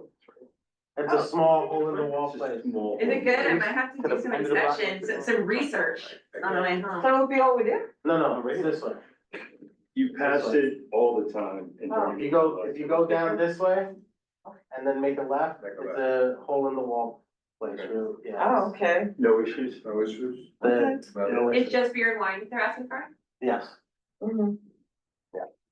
All right, the U Bar and Grill, 1207 Amsterdam Avenue. I can't picture this one either. So this used to be Elysian Fields. Oh, and- yeah. Which is a massive space. Huge. And it's gone through many iterations. Whoever wants to go for it. Yeah, it's on between 119th and 120th. Yeah, bring on. Yeah. The U Bar. and There was Grill. Friedman's there too. Friedman's It's like there. desolate. Oh, Right next to the block, that block house garden, you know, it's like, 119th. yeah. there's nothing there. Yeah. Yeah, that was a good place during the pandemic. We should feel this good. Okay, no issues with the U Bar and Grill, no objections? Okay, none seen. We'll move on. Renewals. So the first one up for renewal is Sapporo, Upper West Side, also known as SAPS. This is it's on 110? No, it's, this one's the next block up. It's on the other side of Tom, so between 112 and 113. Okay. Okay. Yeah, it goes by Saps, Saps. next to Junji, the new place. So they're just renewing, it was, beer and wine. They close so early. I don't know what their hours are, but they're like closed by 9. I've never heard a peep from them personally. Oh, right. I'm shocked by that. That's good. Okay, no objections to the renewal? Okay. Next is Perla Negra, 3454 Broadway. That is actually right next to where Cordial will be. Yeah. And they're next to ROKC. Next to the cigar lounge. Yeah. Oh, really? Yeah, so they're renewing, liquor and beer and wine. Been there twice, no issues. Any objections, Perla Negra? None seen. South Lake Hospitality Group is next, number 3, Harlem Public, Yeah. 3612 Broadway. Yeah, I think I'm gonna say yes. Yeah. Any issues with Harlem Public? No. So. Yeah, only one issue, the Yeah, the space line. was too small. Yeah, exactly. They got so popular. Yeah, Yeah, yeah, they look like they Wow. definitely, yeah. so So they're on 149th. and just Broadway. as an aside, they're opening their new spot on 141st and they have a stop work order. They're taking over what was Grill on the Hill. So some work was taking place. They just got hit with the stop work. Oh, it's interesting. I randomly ran into that woman the other day Yeah. Oh, okay. because it's gonna have a Barry Manilow theme, she said, and I was Wow. wearing a Barry Manilow t-shirt. I know, Really? that's what she Interesting. stopped me because I was wearing a Barry Manilow t-shirt and she was like, oh yeah, we're gonna have a theme there because he went to City College. And I was like, Oh, okay. I knew. He's from Brooklyn, right? Yeah, he's from Brooklyn. Okay, because I knew about him. You're a Fenelo. I am. Yeah. Okay, next is the Vale Public House. They're on Broadway between 141st and 142nd. It's more of like a soccer bar, right? Soccer club. Soccer pub, yeah. It's gone through a couple of iterations. Okay. Yeah. And they're renewing, beer, wine, and liquor. To me, it's a quiet place.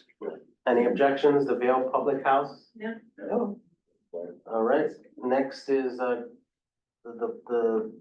they go by, 123 Nico, but it's the Green Tree Chinese Restaurant. It's 1280 Amsterdam, I think it's on like 123rd, but let me double check here. What? Yeah, it's 120, it's the Yeah, big, 123rd in Amsterdam. it's the big place that occupies the corner and goes down, and then it's the supermarket. Oh, yes. Yeah. Okay. Supermarket's still there. Oh, okay. You know where it is. Yeah, I think they're mostly a sushi, right? Sushi. Sushi and hurricanes and that kind of place. Yeah. They're renewing beer, wine, and liquor. Yes. Okay, any issues? Then None, okay, move on. Uncle Tony Pizza, 1596 Amsterdam. yes, Uncle Tony's, leave Uncle Tony's pizza alone. Uncle Tony's best pizza in this. What street is my that? opinion. You can up it's right next to Puma. Oh, right there? Yeah. Okay. Yeah, I mean, like I it's, said, Puma. between Yeah. 138th and 139th in Amsterdam. Oh, that's. Okay, Oh, okay, that's small, right? all right. Yeah, blue, white awning. Okay. All right, next we have Maison Harlem, Oh, 341 St. Nicholas Yeah, she's Avenue. like, I could see going on it, yes. I've been. No problem. Yeah, no problem. It's good. I went by it. It looks. Yeah. It is very good. It's nice. Add that to my research list. Yeah. I'm just gonna say, it needs to be. Yeah, I have you. Yeah. It's right there on the corner of like 127 and Saint Nick, I think, something like that. Look out my tax Yeah, write-offs. yeah. You come out the train, you Yeah. walk down the block, it's right there on the corner. Good food, I mean. Yeah, it's a nice vibe. It's Yes, Yeah. too. chill. But, Surprising. Yeah. yeah. Next is El Capri, the Third Inc. This is 3379 Broadway. They're right on, if you get out of the one train subway, they're right on the corner there. So you have the Dwayne Reed on one corner, they're right on the opposite corner there. Okay, 137? 137. Okay. It's a Spanish restaurant on the right corner. Busy, yes. Yeah, Is this beer and wine? beer and wine. Same place on the corner? Yep. It's got a lot of different names. Yeah. Okay, it's like a, not take up, but It's mostly takeout. mostly take up. They have some tables and the TV in there, but yeah. it's mostly takeout. Okay, no issues with that? No. All right, okay, that's it for, liquor licenses, new and renewals. Old business, I did talk to the chair about, the resolutions that we went over last month about, it had to do with the regulation of the mopeds, getting them registered, as well as the permit, the residential parking permit. So he wants us to move forward with that. So I think, Michael, you were gonna take over the one with the mopeds, right? You were gonna try to reword it?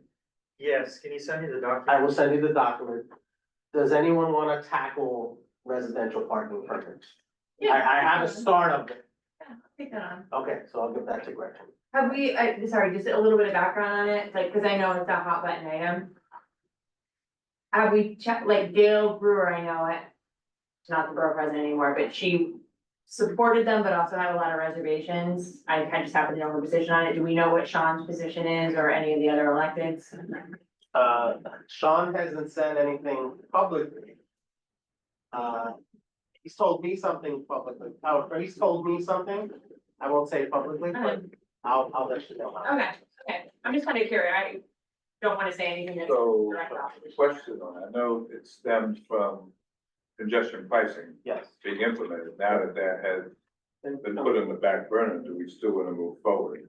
I thought that you wanted us to Okay, move forward. let's draw it up and take a look. And it's okay. probably not on the back burner for long. Yeah, right. Yeah, suppose Right. the, what do they call it, the scuttlebutt? Yes. Is after the election. Yes. No, Right. probably. Not Still- really. And all the lawsuits are leaning that way, Yes. all the lawsuits Yeah. are trending in favor of it. Yeah, we wanna be proactive, I guess. Yeah, Oh, exactly. yeah. Okay, so I will send you what we have Yeah, and great. Yeah. to rework it. And let's see, the other thing that I forgot to put on the list, but since the chair was here, it reminded me, we need someone to represent the Uniform Services and Transportation Committee during strategic planning meetings. So does anyone want to do it? We can always rotate this as well, instead. Yeah. Carolyn and I were kind of rotating, ourselves. When is it this month? But- I don't know. It is the third Tuesday? No, so, yeah, strategic planning, Wednesday. yes, the third Tuesday of each month. Third Tuesday of each month. No, I think No, it it's might be, third Wednesday. Wednesdays? I thought- Yeah. it might be, it might be moving to Oh, okay. a meeting. On that calendar, I it's. think it's alternate months, I right? think we're moving to alternate months as well. Okay. Yeah, and they met in September, so May 9th, but I don't think they're So the next supposed to one will be meet. November. Right, so it might be on the So calendar. it'd be every other month, That's the every other goal month, right yeah, now. yeah. right. and you could do it on a rotating basis. Yeah, If that's it changes days, I can pop in occasionally, but that on the third Wednesday is the 26th precinct community council meeting that I'm already at, so. I'd rather have you there. It's a Tuesday, it's actually the third Tuesday, so this is a typo. This is Okay. probably on my behalf, I'm sorry. Depending on the month, we might be able to rotate through. I'm a little, So- meeting chock full right now. Mine too, my Yeah. wife will divorce me. Yeah. If I You don't don't want that. want Maybe that's why I'm single, because I'm spending all my time. I empathize with you. No. We don't want that. I don't want you rolling the bed in here. Yeah. Knock on, knock on Victor's door. Oh. Victor, I need a place. We might have to all end up sleeping in here, those who are married, but it's another issue. The odd couple, you could be the odd couple. All right, other than that, just a reminder, starting October sixth, all residential buildings in Manhattan will need to separate their yard and food waste from regular trash. So that means, I know a lot of the bigger buildings have like a compost, kind of bin. At least I know in my building, we're not a huge building, but I think it's 24 units.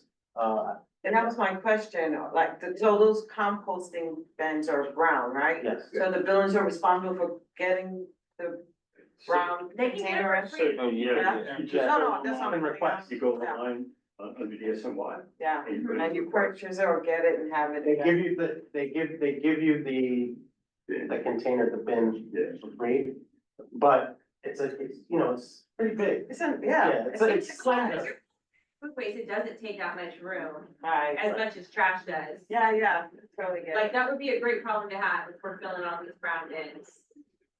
I agree.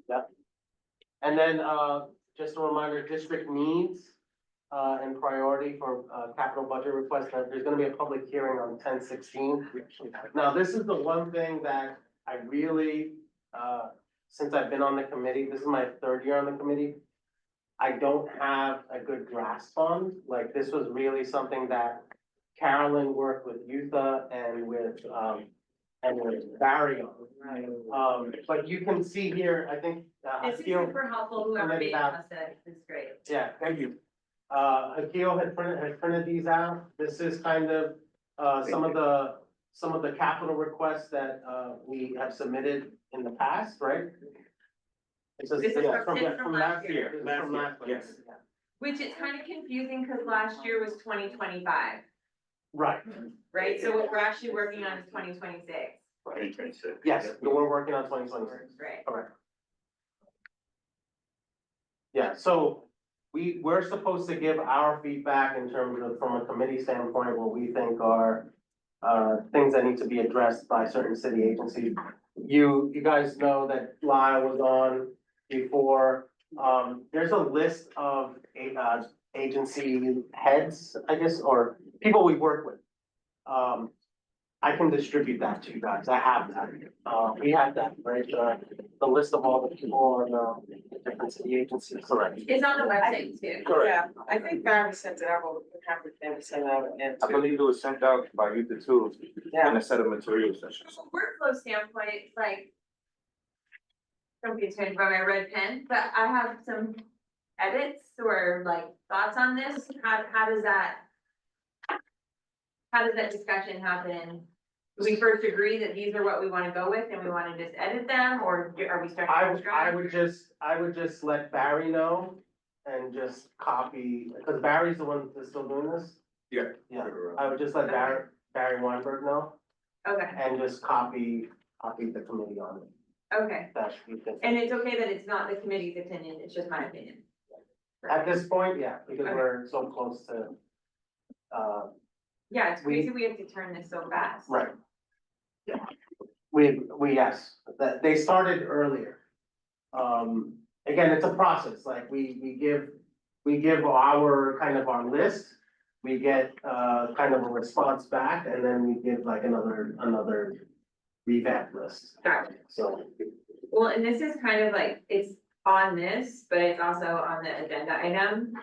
And I know we talked about the cherry walk a lot, but it blows my mind that they have a $1.5 million project that has a major artery closed in our district for 6 months. That's 1.5 miles, and they can't tell us anything about it. There's 7,000 people cycle on that freeway every day, and just as a reference, that's more people than drive on 135th Street right here. So like, it's crazy to me that we don't know what they're doing.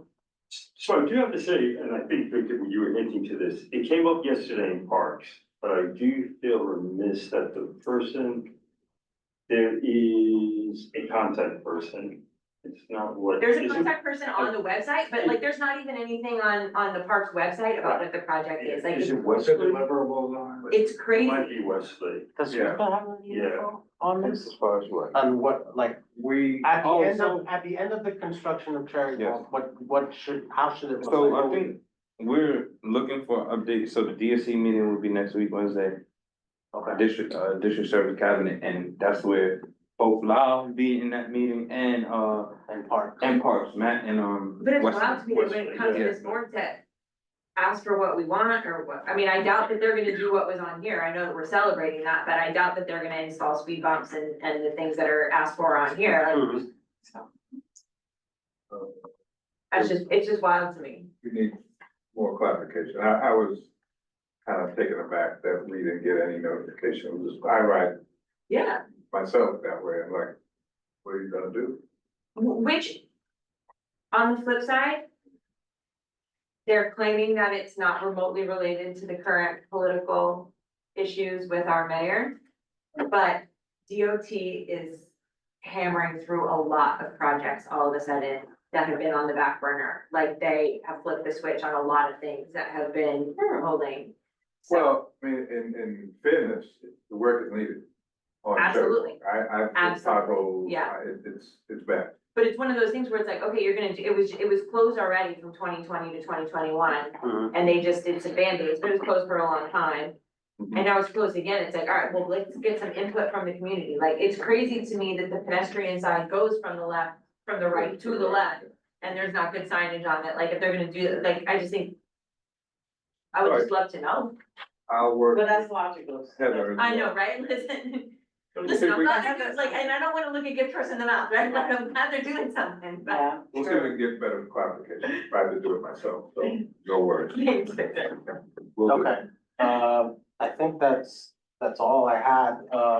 Anyone have anything else they wanted to bring up? 145th Street, St. Nick's Task Force. Yeah, that was what, the multi-agency task force that, To remove the part. Lyle was talking about. I missed that again. Was that the parking issue, double parking? So supposedly he's setting up a multi-agency walkthrough. Okay. Of the corridor. Okay. Victor, I know you're supposed to be on that, I think, Rita as well. Can I just chime on something about that section? Last month, we passed the resolution for daylighting. Yes. And Yeah. this would be like a great Part of that. intersection To start with. to start. Yeah. Great Just point. to update you, I met with the, well, I've been pushing this for a couple of months now, and I met with, Transit Division Three's Captain Rios last week. And they have improved, and they had their officers, civilian cars parked in the bus stop, backed up on the curb. I know. And I've been there for the last week and a half, cars are gone. Oh, great. He came out, we walked in, his lieutenant came out, we walked in with me. And in the evenings, when the school buses come, they have 2 charter schools there. The police get involved with the buses. They Okay. wait on 145th Street Hill, they bring them down one at a time, load the buses up and they leave. Great. So it's good. I've still seen a few times where police vehicles are double parked. They still say that when they're unloading, people that they've arrested, they want to keep them close to that. Because they've had Oh, yeah. at least one person escape and run away. So I said, okay, but Yeah. once you go down, you come back up, you move the vehicle and put it somewhere else. Well, and guess what? There's a lot more room for the official vehicles when their personal cars aren't there. Trust me, I had that. They take the train or the bus like they ask us, but they have Exactly. one whole block, 145th to 146. Correct. On the downtown side, it's Exactly. all official vehicles. Exactly. Midway block by the garage, it's another 15 spaces. Now, they do have a tourism task force that comes out of there. They have the regular police and the third one, but a lot of them are personal vehicles. So they're aware of it. I went a couple of levels up because no response, and now I see it's better. I mentioned it to one of the mayor's staffers, at a meeting as well, and I saw some results, so we'll keep working on it. And I'll get Lyle, I'll sit in with Lyle on that as well too, because bike lane is useless. I have the same issue with the 2-6. It's crazy over here, and they have, not this one Oh. right here, but they have a whole section that is for them, under the train, Right. and none of them park there, so it's all abandoned vehicles and everything. I said, if you got rid of these cars, you guys would have a lot more places to park. Oh, that's something that's big. You're right. So there might be something like that around, like 1 block over or whatever from, I don't know that area Yeah, that it's a well. little tough, But like, I get it, they wanna drive to work, but like, to your point. Or if you want to take that parking taxes on that. Yeah, exactly. They're getting a benefit for free that they should be paying income tax on. Yeah, the 30th precinct, when you go up that block, I mean, that whole street. That whole street. Oh, all over the sidewalk. If I lived on that street, I would be. The 30th precinct, huh? They commandeered the sidewalk. Yeah, right, that whole, like, between Amsterdam and there's a County, Yeah. it's like block full. Yeah, if I lived on that street, I would be living. Yeah. So, I mean, I get next to a park too. It's crazy. and it's next to a park. I mean, that doesn't even seem right either. So I don't know if that's another area of consideration. I mean, it's touchy. One at a time, yeah. Yeah. No, I Trying totally to get get on it. this one. Yeah, okay. But, you know. Gotta like pick you our said- battles. Yeah. Yeah. Okay, Right, so it's almost done. can I get a motion? Motion to adjourn. So moved. Thank you. Time 8:44. 8:44. Good meeting. Thank you. Thank everybody. Yes, thank Yes. you. Thank you, Allegra. Thank you, Edwin. Thank you, Heather, for joining. So. Have a good night. Farewell. Hey, when I'll be in touch, you need to talk to you. Still there. Oh. Good night,